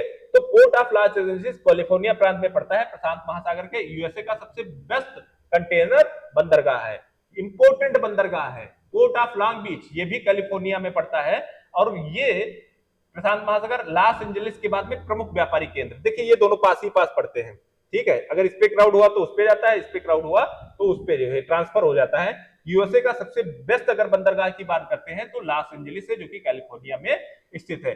Port of New York new Jersey, ये यहाँ पे पड़ता है, और ये जो है अटलांटिक महासागर है, और पूर्वी तट का सबसे बड़ा बंदरगाह है। पश्चिमी तट का जो है सबसे बड़ा बंदरगाह कौन सा है, जो है आपका पश्चिमी तट का सबसे बड़ा बंदरगाह जो है लॉस एंजलिस है, और पूर्वी तट का कौन सा है, New York new Jersey. Port of Houston जो कि गल्फ ऑफ मैक्सिको में पड़ता है, ठीक है, मैक्सिको की खाड़ी में पड़ता है ये पोर्ट ऑफ, ये भी इंपॉर्टेंट बंदरगाह है, मैक्सिको की खाड़ी में पड़ता है। ये टेक्सास शहर है यहाँ पर, ठीक है, ये टेक्सास, ठीक है, टेक्सास आपको बताया था कि ये टेक्सास है, ठीक है, टेक्सास प्रांत में पड़ता है। पोर्ट ऑफ मियामी जो कि फ्लोरिडा में ये पड़ता है, ठीक है, और ये अटलांटिक महासागर, क्रूज कैपिटल ऑफ वर्ल्ड कहा जाता है। पोर्ट ऑफ सवाना जॉर्जिया में पड़ता है, ठीक है, ये जॉर्जिया में। ये इतना पोर्ट ऑफ सिएटल, ठीक है, ये भी इंपॉर्टेंट बंदरगाह है। फिर port of Tacoma, port of Charleston, port of Baltimore, port of Anchorage, आप इन पे एक निगाह डालते हुए चलेंगे, ठीक है। आप जब चीजें बार बार पढ़ेंगे तो याद हो जाएंगी। अब अगर इसका डिस्ट्रीब्यूशन आ जाता है कि अटलांटिक महासागर में कौन से स्थित है, प्रशांत महासागर की तरफ कौन से स्थित है, भाई देखिए ये एग्जाम है, आपको कई तरीके से अरेंज करने को दे सकता है, ठीक है, किस घड़ी की सुइयों में लगाइए, या फिर सागर दे दिया, या फिर किस देश की ये बंदरगाह है, तो इनकी जानकारी होना चाहिए। देखिए मैक्सिको की खाड़ी में दो है, एक ह्यूस्टन है, न्यू ऑरलीन्स है, ठीक है। फिर उसके बाद में अटलांटिक तट पे है, न्यू जर्सी है, मियामी है, सवाना है, चार्ल्सटन है, और बाल्टीमोर है। प्रशांत महासागर में लॉस एंजलिस है, लॉन्ग बीच है, सिएटल है, टकोमा है, एकारेज है, ठीक है। और यूएसए के बंदरगाह अंतरराष्ट्रीय व्यापार की रीढ़ की हड्डी है, ठीक है। फिर यह बंदरगाह, फिर हम देख लेते हैं यूएसए की जो है रोड नेटवर्क। देखिए, विश्व का सबसे बड़ा रेलवे नेटवर्क, अगर हम पूरे रेलवे की बात करते हैं, ठीक है, पूरे रेलवे की बात करते हैं, तो सबसे बड़ा रेलवे नेटवर्क जो है कहां पे है, आपके जो है अमेरिका में स्थित है। लगभग अगर हम करंट का डाटा लेते हैं,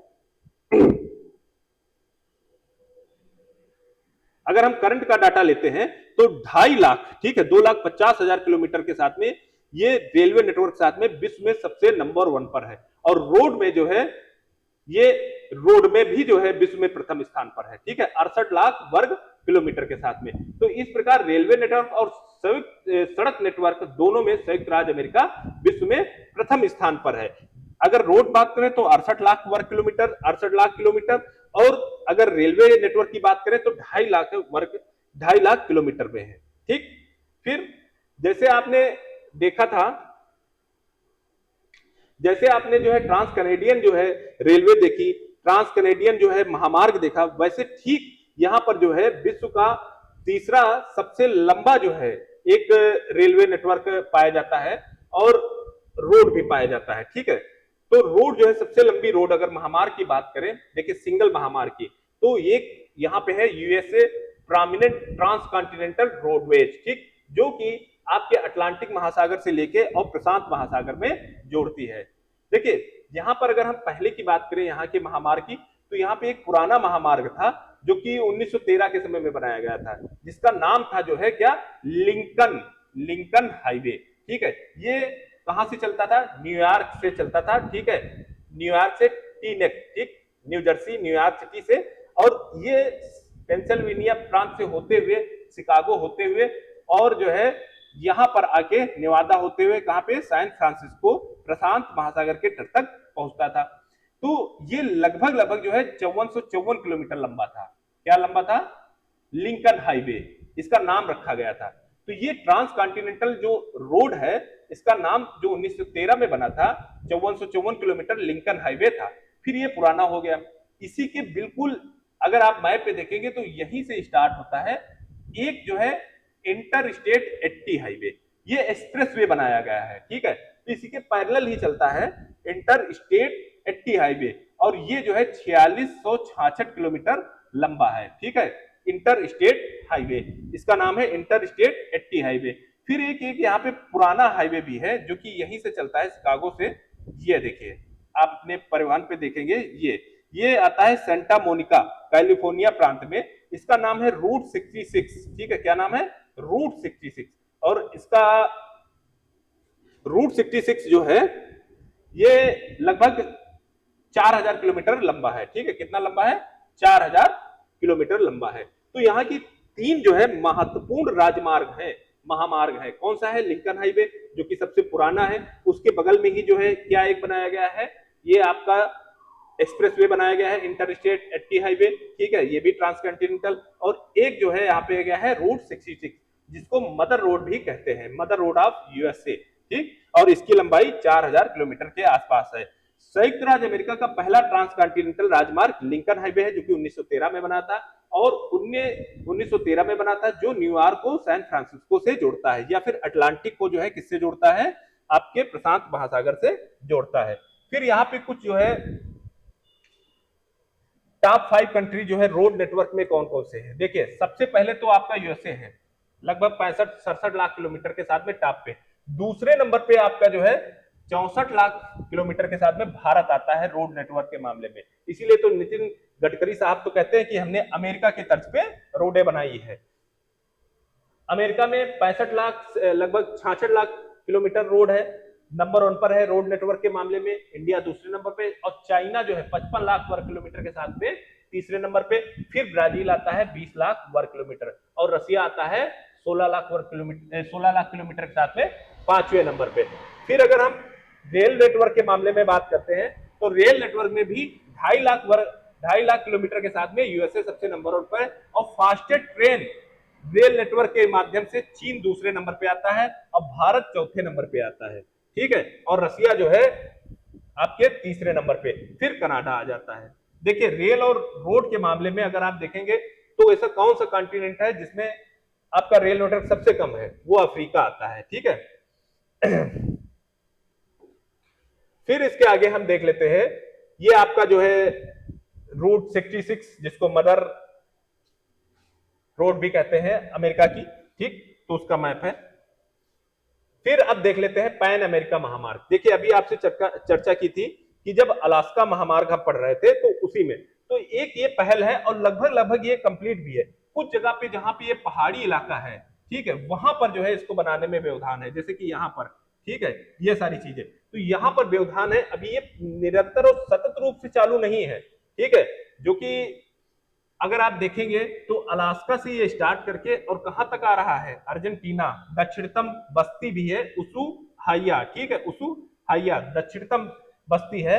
तो ये अलास्का मतलब दो महाद्वीपों को जोड़ने का पूरा क्रम है, लगभग ये चालू भी है अधिक, लेकिन कुछ जगह पे ये ब्रेक है। तो पैन अमेरिका इसको अमेरिकन हाईवे नाम रखा गया है, जो कि लगभग 30,000 किलोमीटर लंबा एक महामार्ग है, ठीक है। और ये प्रारंभ जो है कहां से होता है, अलास्का से होता है, ठीक है। प्रुधो प्रुधो एक क्षेत्र है अलास्का का, वहां से जो है, ठीक, और समाप्ति उसु हाइया से अर्जेंटीना में, दक्षिणतम बस्ती भी है। जिन महाद्वीपों से होकर गुजरता है उसमें उत्तरी अमेरिका महाद्वीप, मध्य अमेरिका और दक्षिण अमेरिका महाद्वीप है। विश्व का सबसे लंबा सड़क नेटवर्क है, ठीक है। प्रमुख मार्ग जो है अलास्का के बाद में कनाडा, आप सभी पढ़ ही चुके हैं कनाडा को, फिर यूएसए, फिर ये आपके मिडिल अमेरिका के देश मैक्सिको, ग्वाटेमाला, हांडुरास, निकारागुआ, ठीक है, Costa Rica, Panama, Colombia, Ecuador, Peru, फिर चिली और अर्जेंटीना, ठीक है।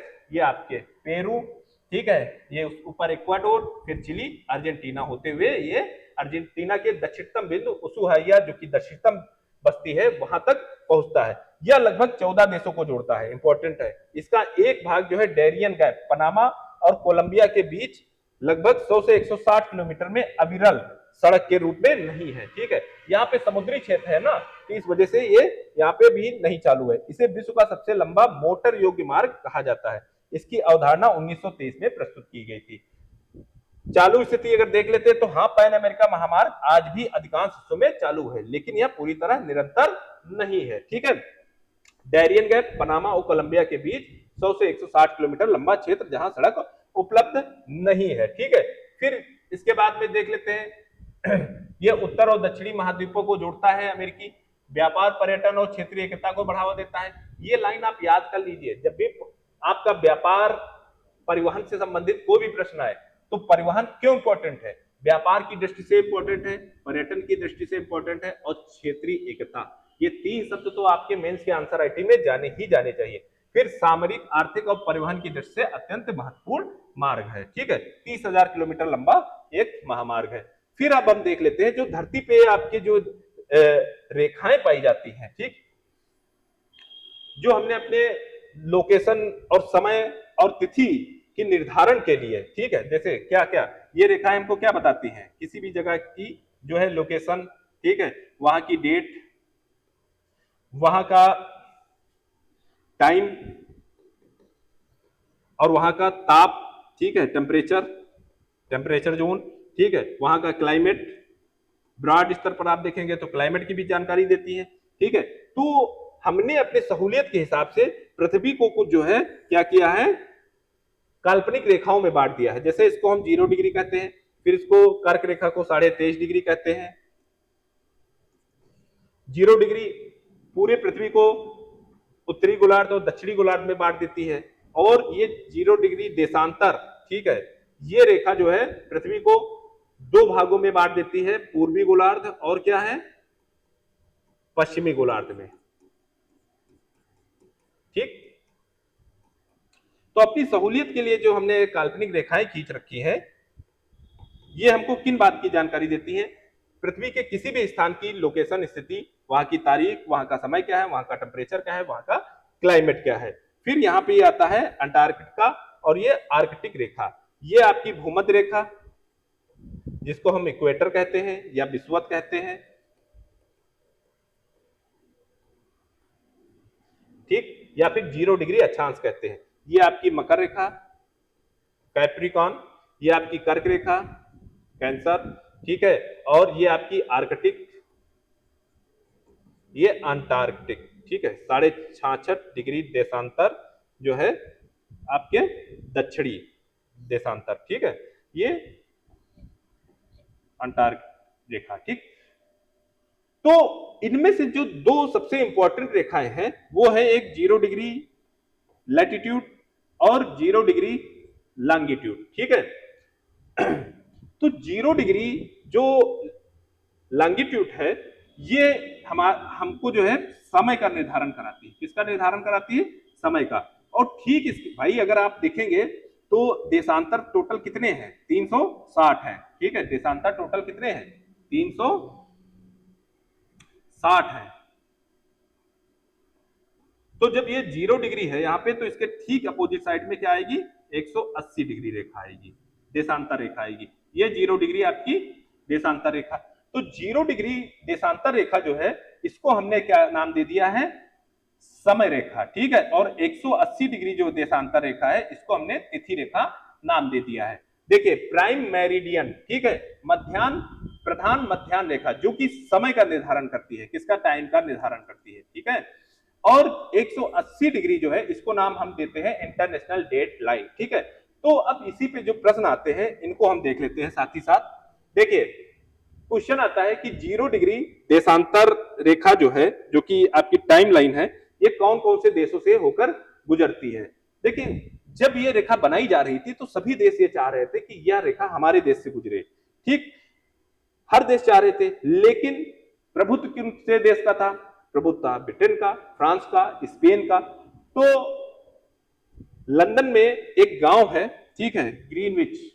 तो ग्रीनविच गांव में जो है वहां पर एक बाकायदा एक सोने की जो है सुई रखी हुई है ऐसे, ठीक। तो ये सुई जो है यहीं से जो है ये रेखा लंदन के गांव से जो है गुजारी गई। और यहाँ पे लोग जाके अपना फोटो भी खिंचाते हैं, एक पैर इधर एक पैर इधर, जो है कि हम ये दोनों गोलार्ध में एक साथ खड़े हुए हैं। तो ये रेखा यही, तो 3 महाशक्तियां एक साथ आ गई। जब ये सबकी बात डिसाइड हुई तो इंग्लैंड का प्रभुत्व था, तो उसने जो है ग्रीनविच जो है एक गांव है इंग्लैंड में, वहां से ये रेखा गुजारी और जिसमें फ्रांस आ गया और आपका स्पेन आ गया। तो यूरोप के 3 कंट्री जो है कौन कौन से? आपके यूनाइटेड, यूके, फ्रांस और स्पेन, तीनों खुश। उसके बाद में ये आती है अफ्रीका में। अफ्रीका में आने के बाद में अल्जीरिया, अफ्रीका का सबसे बड़ा जो है आपका देश कह सकते हैं, देश नहीं देश ही है अल्जीरिया। 54 देश है टोटल, 55 लिखता है, अभी उसने पिछले साल मान्यता दी है। फिर माली आता है। माली के बाद में माली देखिए यूरोप के 3 कंट्रीज कौन कौन से? यूके, फ्रांस और स्पेन, ये तीनों आ गए। फिर अफ्रीका का जो है अल्जीरिया, माली और बुर्किना फासो, ठीक है। ये अल्जीरिया हो गया, ये माली हो गया, ये बुर्किना फासो हो गया। फिर यहाँ पे ये इधर पड़ता है घाना और इधर पड़ता है टोगो, ठीक है। ये आपका घाना, ठीक, ये आपका टोगो। तो टोटल 8 देशों से ये होकर गुजरती है। कौन सी रेखा? 0 डिग्री समय रेखा, प्रधान मध्याह्न रेखा, प्राइम मेरिडियन रेखा। तो इसको याद करने का आप ऐसे याद कर सकते हैं, GB, ठीक है, TM। कैसे? GB फिर TM। देखिए गुरु GTBM, ठीक है, गुरु तेग बहादुर नगर, ठीक। तो ये दिल्ली में एक नगर है गुरु तेग बहादुर नगर, तो उसी का हमने शॉर्ट फॉर्म, इसको कोई भी शॉर्ट फॉर्म बना लीजिए। तो जी घाना, उसके बगल में क्या है? टोगो, और उसके बाद में क्या है? बुर्किना फासो, फिर क्या है? माली, ठीक है। तो GTBM और उसके बाद में आपका अर्जेंटीना, और सिंपल है यूरोप के 3 देश। देखिए 0 डिग्री देशांतर जो प्रधान आपकी रेखा है, प्राइम मेरिडियन रेखा है, इसको हम 0 डिग्री देशांतर को प्राइम मेरिडियन रेखा कहते हैं। इसका निर्धारण जो है रॉयल ऑब्जर्वेटरी ग्रीनविच से किया गया है। यह पृथ्वी की पूर्वी और पश्चिमी गोलार्धों में, देखिए अभी बता ही चुके हैं कि अगर हमारी पृथ्वी है और ये बीच से रेखा गुजरती है तो ये ईस्टर्न गोलार्ध और ये आपका पश्चिमी गोलार्ध 2 भागों में बांटती है और यही समय का निर्धारण करती है। विश्व का मानक समय ग्रीनविच मीन टाइम, ठीक है, इसी रेखा के आधार पर निर्धारित किया जाता है। देशांतर रेखा जिस देश में सबसे अधिक लंबाई से गुजरती है, तो अफ्रीका जो है सबसे बड़ा देश है, तो और उससे गुजर भी रही है, तो अल्जीरिया से गुजरती है। फिर 0 डिग्री देशांतर अल्जीरिया के उत्तरी भाग से प्रवेश करके दक्षिणी ओर काफी लंबे भूभाग से ये गुजरती है। अल्जीरिया अफ्रीका का सबसे बड़ा देश है क्षेत्रफल के आधार पर, इसलिए इसके भीतर 0 डिग्री देशांतर की लंबाई अन्य देशों की तुलना में अधिक है। 0 डिग्री प्राइम मेरिडियन से गुजरने वाले देशों में सबसे कम दूरी या टोगो में, अगर आप मैप में देखेंगे तो ऐसा लगेगा टोगो में है ही नहीं, लेकिन हम बता रहे हैं कि टोगो को ये छूते हुए निकलती है। ठीक है, तो सबसे ज्यादा अल्जीरिया में और सबसे कम कहां पर, टोगो में। ठीक, फिर इसके आगे हम लोग बढ़ते हैं। अब हम देख लेते हैं इंटरनेशनल डेट लाइन 180 डिग्री। 0 डिग्री तो हमने टाइम लाइन बना लिया, और इंटरनेशनल डेट लाइन, ठीक है, 100 जस्ट इसके अपोजिट। तो इंटरनेशनल डेट लाइन में आप एक बात देखेंगे कि ये काफी ज्यादा डाइवर्टेड है। कहीं कहीं पर ये 180 डिग्री के साथ में जो है तो चलती है। देखिए जैसे यहाँ पर है ये 180 डिग्री जो है, अगर आप यहाँ पे देखेंगे तो इसके साथ में तो चली, लेकिन फिर ये आके किरबाती और रसिया, ठीक है, और समोआ, ये जो द्वीप पड़ते हैं आपके कहां पे पड़ते हैं, ये सारे के सारे द्वीप जो है आपके प्रशांत महासागर में पड़ते हैं। और क्या कहते हैं, तो वहां पर जो है ये द्वीप के पास में जो काफी डाइवर्टेड है। तो ये क्वेश्चन आपसे पूछा जा सकता है ये डाइवर्टेड क्यों है। देखिए इसलिए डाइवर्टेड है क्योंकि देखिए ये 180 डिग्री जो कि है ये तो समय लाइन है, डेट लाइन है, ठीक है। तो इधर अगर डेट है 27 तो इधर डेट हो जाएगी 28।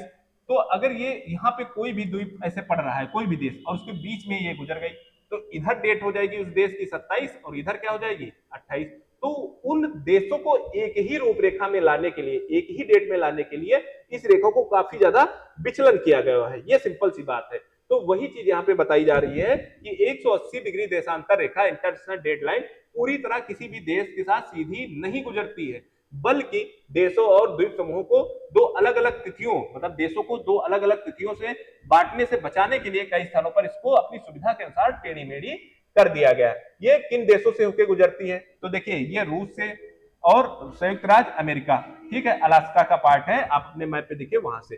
फिर फिजी, किरबाती, समोआ, टोगा और न्यूजीलैंड से, ठीक है। तो 7 देशों से होकर ये गुजरती है। कहां कहां पे टेढ़ी है, रूस और अलास्का के बीच में बेरिंग जलदर्भू मध्य में इसको टेढ़ी कर दिया गया है। क्यों, क्योंकि आप देखेंगे एल्यूसियन द्वीप पड़ते हैं, अपने मैप पे देखिए, तो रूस और अमेरिका को अलग अलग तिथियों में रखने के लिए जो है इसको जो है क्या कर दिया गया है, टेढ़ा कर दिया गया है, ठीक है भाई। रूस का आधा हिस्सा आ रहा है 27 में, आधा हिस्सा आ रहा है 29 में, तो इसलिए जो है उसको वहां पे टेढ़ी कर दिया गया है। किरबाती की सरकार ने अभी हाल ही में जो है 1995 में किरबाती ने अपने सभी द्वीपों को एक ही तिथि में लाने के लिए इस तिथि रेखा को पूर्व की ओर स्थानांतरित करवा दिया है। ये देखिए यहाँ पे मैप जो है, ये देखिए इंटरनेशनल डेट लाइन आ रही, तो किरबाती के सारे द्वीप जो है एक ही उसमें आ जाए, तो इसलिए उसने जो है इसको जो है क्या किया, टेढ़ी करवा दी विचलन। समोआ और अमेरिका समोआ के बीच दोनों क्षेत्रों की अलग अलग प्रशासनिक एवं व्यापारिक आवश्यकताएं हैं। फिर फिजी और टोगा के पास द्वीप समूहों को एक ही दिन में रखने के लिए, ठीक। फिर यहाँ पे देखिए सबसे महत्वपूर्ण टेढ़ा भाग किरबाती। किरबाती के पास अंतरराष्ट्रीय तिथि रेखा सबसे अधिक विचलित होती है।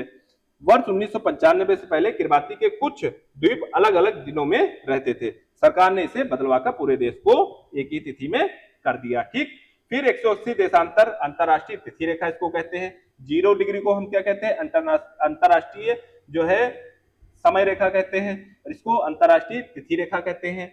फिर यह लगभग 180 डिग्री देशांतर के समांतर चलती है, लेकिन बिल्कुल उसी पर नहीं चलती। क्यों नहीं चलती है, क्योंकि देशों को अलग अलग डेट से बचाने के लिए। यह मुख्यतः प्रशांत महासागर से होकर गुजरती है। सबसे बड़ा विचलन जिगजैग किरबाती के पास है। इसे टेढ़ा मेढ़ा बनाने का मुख्य कारण किसी देश द्वीप को दो अलग अलग तिथियों में विभाजित होने से बचाना और प्रशासनिक, आर्थिक और सामाजिक सुविधाओं को बनाए रखना। ये 8-7 देशों से होकर गुजरती है। देखिए 8 देशों से कौन सी गुजर रही थी, 8 देशों से जो है गुजर रही थी आपकी जो है 0 डिग्री टाइम लाइन रेखा, ठीक है, 8 देशों से। और ये कितने देशों से होकर गुजर रही है, 7। देखिए देश आप नहीं कह सकते हैं, देशों का भाग आता है इसमें, ठीक है। तो ये 7 जो है उससे गुजर रही है, ठीक। 7 न्यूजीलैंड के पास टोगा, समोआ, किरबाती, फिजी और जो है अमेरिका और रूस, ठीक है। फिर वही चीज है, आपको बता ही चुके हैं कि 0 डिग्री को समय कहते हैं, ठीक है। 0 डिग्री को हम लोग क्या कहते हैं, प्राइम मेरिडियन, प्रधान मध्याह्न रेखा कहते हैं, जो कि हमको टाइम बताता है, ठीक है। और उसके बाद में 180 डिग्री जो है ये आपकी तिथि देशांतर रेखा है, इंटरनेशनल डेट लाइन है। फिर हम देख लेते हैं कि कौन कौन से देश जो है भूमध्य रेखा, कर्क रेखा और मकर रेखा पर स्थित है, ठीक।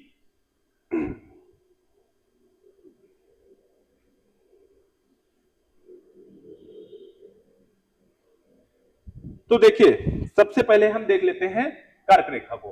देखिए कर्क रेखा पर टोटल जो है 17 देश स्थित है, ठीक। 17 देश कौन कौन से हैं? सबसे पहले तो अगर हम ये नॉर्थ अमेरिकी महाद्वीप से होकर गुजरती है तो सबसे पहले यहाँ पे क्या है? मैक्सिको है। फिर यहाँ पे क्या है? बहामास है। और बहामास 2 देश हो गए। तो उत्तरी अमेरिका महाद्वीप के इसमें कितने देश आते हैं? 2 देश आते हैं, मैक्सिको और बहामास, ठीक। ये देखिए फिर उसके बाद में यहाँ पे पश्चिमी सहारा, ये डिस्प्यूटेड एरिया है। कभी अफ्रीका मानता है कि ये देश है, कभी अफ्रीका नहीं मानता है ये देश नहीं है, ठीक। तो ये पश्चिमी सहारा जो है डिस्प्यूटेड है, लेकिन अब रेखा तो गुजर रही है। फिर उसके बाद में मॉरिटानिया, मॉरिटानिया के बाद में माली, माली के बाद में अल्जीरिया, नाइजर, लीबिया और मिस्र। तो 2 देश तो आपके कौन से हो गए? जो है आपके नॉर्थ अमेरिकी कॉन्टिनेंट के हो गए। फिर उसके बाद में आपके अफ्रीकन जो है कितने हो गए? जो है अफ्रीका महाद्वीप के कितने देश आ गए? इस पे 7 आ गए। 2 देश आपके कौन से आ गए? नॉर्थ अमेरिकी। फिर उसके बाद में सऊदी अरब, संयुक्त अरब अमीरात और ओमान, ये 3 देश। फिर भारत, बांग्लादेश, म्यांमार, चीन और ताइवान। तो एशिया के कितने देश आ गए? 8 देश। तो 8 7 15 2 17, टोटल 17 देशों से होकर कर्क रेखा गुजरती है। फिर उसके बाद में हम देख लेते हैं मकर रेखा को, भूमध्य रेखा देख लेते हैं। भूमध्य रेखा से जो है ये 13 देश से होकर गुजरती है। सबसे पहले भूमध्य रेखा पे कौन सा देश पड़ता है? इक्वाडोर, जो कि साउथ अमेरिका महाद्वीप का, दक्षिणी अमेरिका महाद्वीप का हिस्सा है। फिर कोलंबिया, ब्राजील, ये 3 देश जो है आपके आ जाते हैं किसके? आपके आ जाते हैं दक्षिणी अमेरिका महाद्वीप के। कितने देश? 3 देश। फिर उसके बाद में आ जाता है साओ टोमे और प्रिंसिप, ये अफ्रीका के पास में, गैबोन, कांगो गणराज्य, ठीक। अपने आप मैप पे देखते हुए चलेंगे, कांगो लोकतांत्रिक गणराज्य, युगांडा, केनिया, सोमालिया, मालदीव, ठीक। तो 1 2 3 4 5 6 7 8 9 अफ्रीका के जो है कितने आ जाते हैं? 9 देश।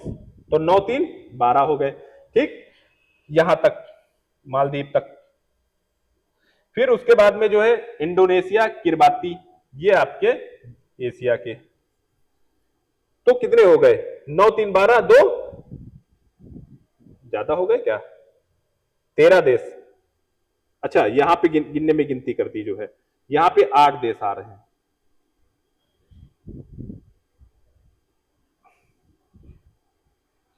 ठीक। अफ्रीका के कितने? 8 देश और इंडोनेशिया और किरबाती।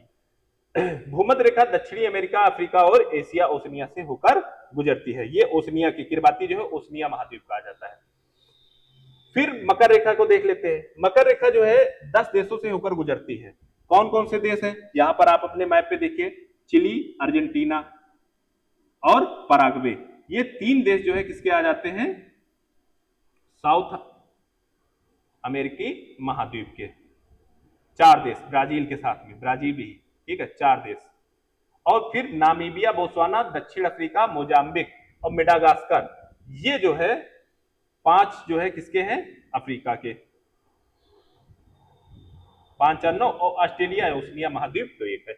ऑस्ट्रेलिया को लगभग बीचों बीच से जो है ये मकर रेखा काटती है। जब आप इसका मैप देखेंगे तो ऑस्ट्रेलिया को लगभग बीचों बीच से, तो ये आप ऐसे ही याद कर लीजिए, एग्जाम में जो है इसको पूछा जाता है।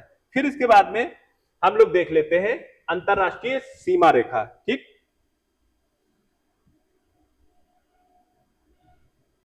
तो नेक्स्ट टॉपिक हमारा कौन सा है?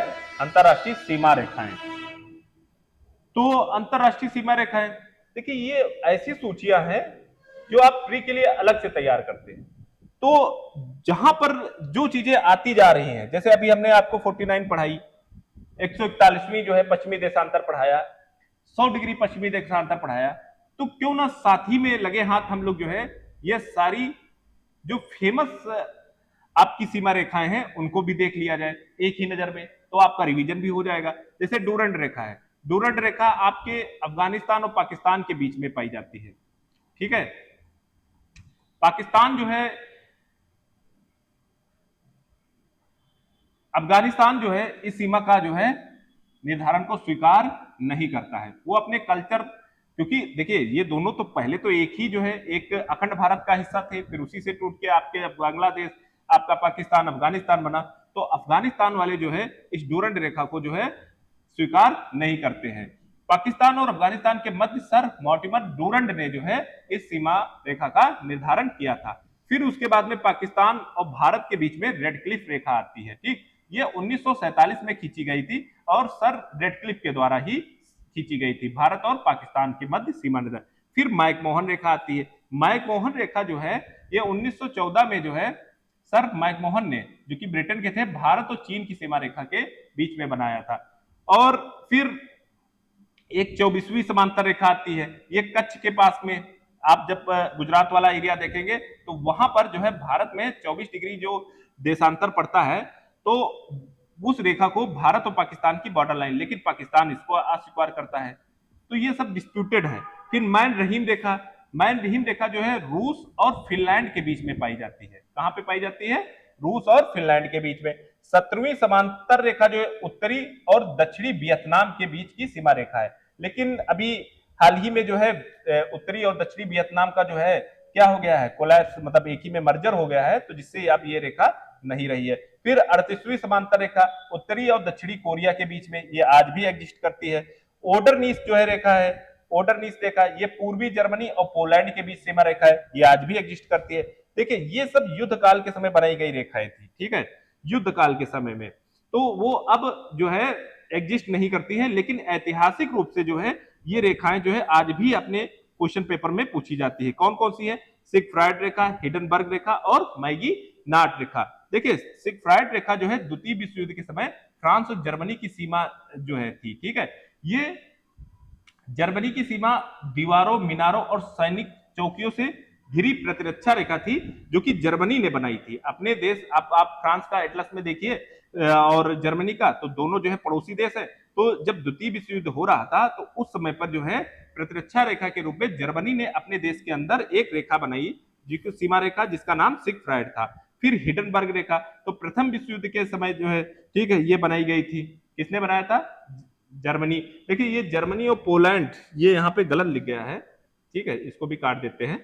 और फिर मैगी नाट रेखा, ये फ्रांस द्वारा खींची गई थी, जर्मनी और फ्रांस के बीच की सीमा रेखा है। अब इसको हम मैप पे देख लेते हैं। देखिए एक एक रेखा को हम लोग मैप पे देख लेते हैं।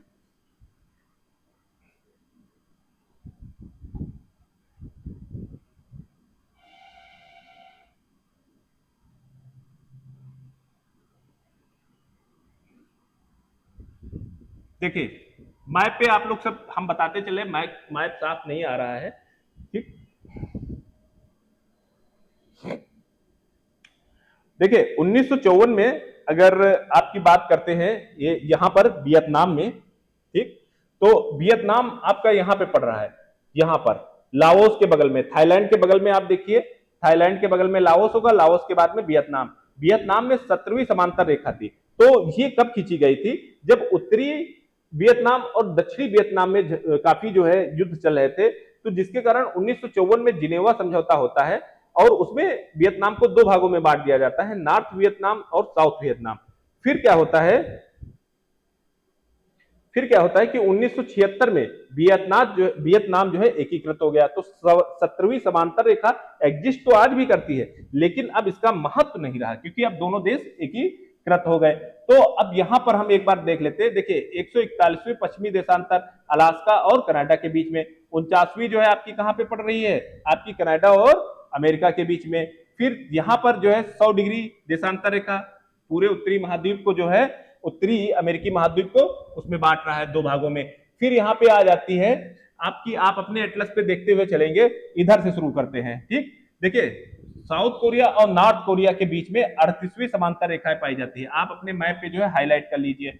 17वीं समांतर रेखा अब एग्जिस्ट नहीं करती है, ये वियतनाम में पाई जाती थी, जो कि वियतनाम को दो भागों में बांटती है।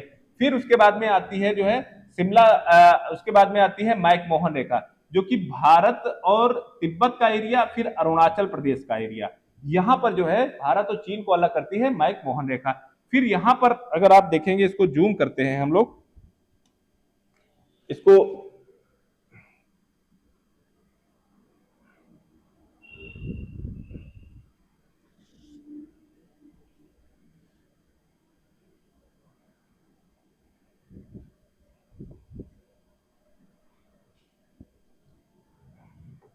इसको जूम करते हैं तो देखिए जो है मैक मोहन रेखा आपको पता चल गया कहां पे पड़ रही है। मैक मोहन रेखा जो है तिब्बत वाला एरिया है और अपना उत्तराखंड वाला एरिया है ना। तो यहां पर जो है भारत के ये मैक मोहन रेखा जो कि चीन और भारत को अलग करती। 24वीं समांतर रेखा ये आपके कच्छ के पास में देखिए जो है, तो यहाँ पे पाकिस्तान और भारत को अलग कर रही है। फिर वहीं से शुरू हो जाती है आपकी रेड क्लिफ रेखा, जो कि भारत और पाकिस्तान को, तो पहले 24वीं समांतर रेखा के साइड पे चलेंगे, फिर वो खत्म होगी, तब रेड क्लिफ रेखा जो है भारत और पाकिस्तान को अलग कर रही है। फिर उसके बाद में पाकिस्तान और अफगानिस्तान को अलग करने वाली कौन सी है, आपकी डूरंड रेखा है। ये 1893 में बनी थी। रेड क्लिफ रेखा जो है 1947 में बनी गई थी, ठीक है। फिर 24वीं समांतर रेखा, डूरंड रेखा और आपकी रेड क्लिफ रेखा, मैक मोहन रेखा, 17वीं समांतर रेखा और 38वीं समांतर रेखा, ये सारी हो गई। फिर इसके बाद में हम यहां पर देखें, देखिए सबसे पहले जो है मैगी टाट, देखिए फ्रांस और जर्मनी का आप बॉर्डर खोलिए तो वहां पे देखेंगे मैगी नाट जो है सीमा रेखा, जो कि फ्रांस ने बनाई थी। ये प्रथम विश्व के बाद बनाई गई थी, ठीक है, प्रथम युद्ध के बाद में बनाई गई थी। प्रथम विश्व युद्ध कब हुआ था, 1914 से लेकर 1918 के बीच में हुआ था। तो इससे पहले कोई रेखा बनाई गई थी, शुरुआत जर्मनी ने की थी। देखिए जब प्रथम विश्व युद्ध चल रहा था 1914-1918 के बीच में, तो 1917-18 में जो है क्या जर्मनी ने जो है एक रेखा बनाई थी और जिसका नाम था हिडनबर्ग रेखा।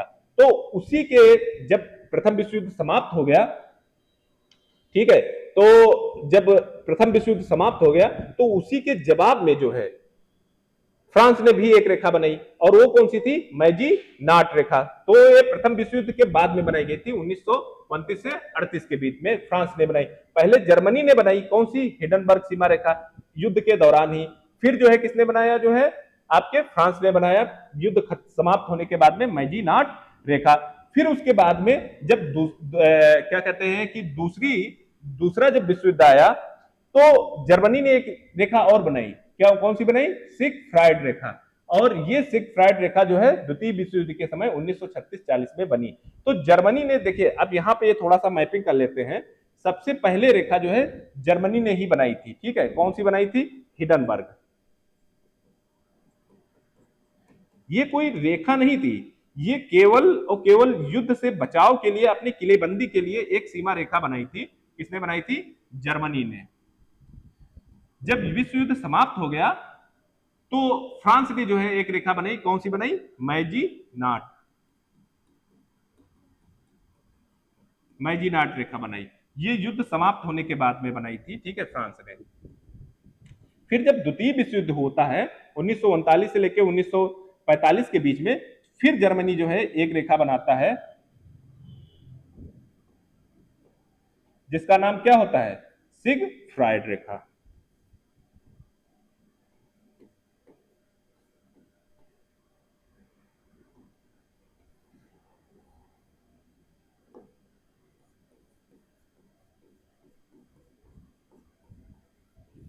ठीक, तो ये कुछ इसका जो है, हालांकि अब ये एग्जिस्ट नहीं करती है, ठीक।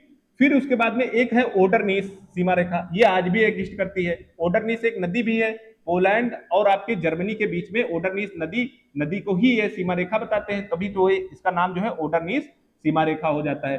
फिर इसके बाद में एक जो है रसिया और आपके जो है फिनलैंड के बीच में पाई जाती है, ये इसको हम मैन रहीम रेखा कहते हैं। तो ये कुछ प्रमुख रेखाएं हैं जिनको आप जो है अपने नोट्स बना लीजिए, हालांकि इस पे तो बना हुआ है, और इनका रिवीजन करिए। तो हम लोगों ने रेखाओं में देखा कि अब जो है कौन कौन सी एग्जिस्ट नहीं कर रही हैं। देखिए सिगफ्राइड, ये सब हिस्टोरिकल रेखाएं हो गई, केवल एग्जाम में पूछी जाती है, बाकी रियल में तो ये ऐतिहासिक हो गई हैं। हिडनबर्ग रेखा, मैगी नाट रेखा, 17वीं समांतर रेखा, ठीक। अब बाकी विवादित वाली तो आपको पता ही है, कौन सी विवादित है, डोरंड रेखा है जिसको अफगानिस्तान ही नहीं मानता है, 24वीं समांतर रेखा है जिसको पाकिस्तान नहीं मानता है, ठीक। तो ये कुछ रेखाएं जो है आप अपने उसमें जो इसका नोट्स बना लीजिए और हमेशा एग्जाम में पूछी जाती है। मैन रहीम रेखा, ये भी जो है अब इतना एग्जिस्ट नहीं करती है, जो कि आपके रसिया और फिनलैंड के बीच में बनाई गई थी, ठीक है। फिर तो ये तो आज का टॉपिक रहा। फिर अच्छा, अभी आपने देखा कि कनाडा जो है विश्व का दूसरा सबसे बड़ा देश है।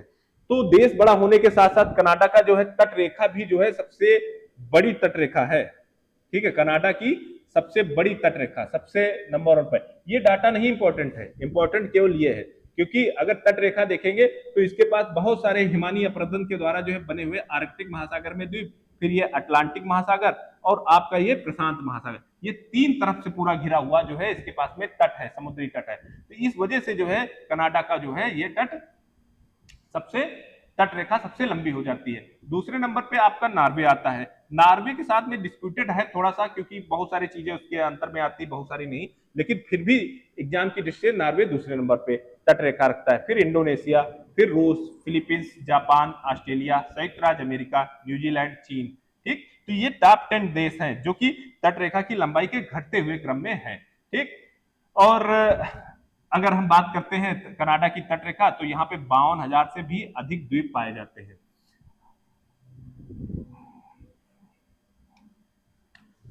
अब यहां तक तो जो है हमने पॉलिटिकल मैप देखा। अब जो कल की क्लास में है, तो कल की क्लास पर्वत, पहाड़, झरना, घास के मरुस्थल और उसके बाद में सारी चीजें आपकी झीलें और प्राकृतिक जितना भी है, तो ये कल की क्लास में रहेगा। लेकिन इसको पढ़ने से पहले हम लोग जो है एक, जैसे हम पर्वत पढ़ रहे हैं तो जनरल ज्योग्राफी कक्षा 11 की जब आप पुस्तक खोलते हैं तो उसमें सबसे पहले ब्रह्मांड की उत्पत्ति, फिर पृथ्वी की उत्पत्ति, फिर भू आकृतियां मतलब जैसे पर्वत का निर्माण कैसे हुआ, झीलों का कैसे हुआ और जो है आपके मरुस्थल का कैसे हुआ, तो ये भू आकृतियों के अंतर्गत आ जाता है। फिर उसके बाद में जलमंडल, वायुमंडल और स्थल मंडल। तो अगर हम देखें ब्रॉड लेवल पर, तो हमको जो है ज्योग्राफी 3 पार्ट में पढ़ाई जाती है। कैसे? एक तो इंडिया की ज्योग्राफी, दूसरी जो है क्या होती है आपके ये वर्ल्ड मैपिंग, और तीसरी जो है जनरल ज्योग्राफी। तो ये क्लास थोड़ा लेंथी होगी, लेकिन हम यहीं पे जब पर्वत पढ़ेंगे तो आपको सामने पर्वत में आएगा वर्ड, ये वलित पर्वत है या फिर ये भ्रंश पर्वत है। तो आप कैसे डिसाइड करेंगे? या तो फिर आप डाटा अलग अलग बनाएंगे उसका।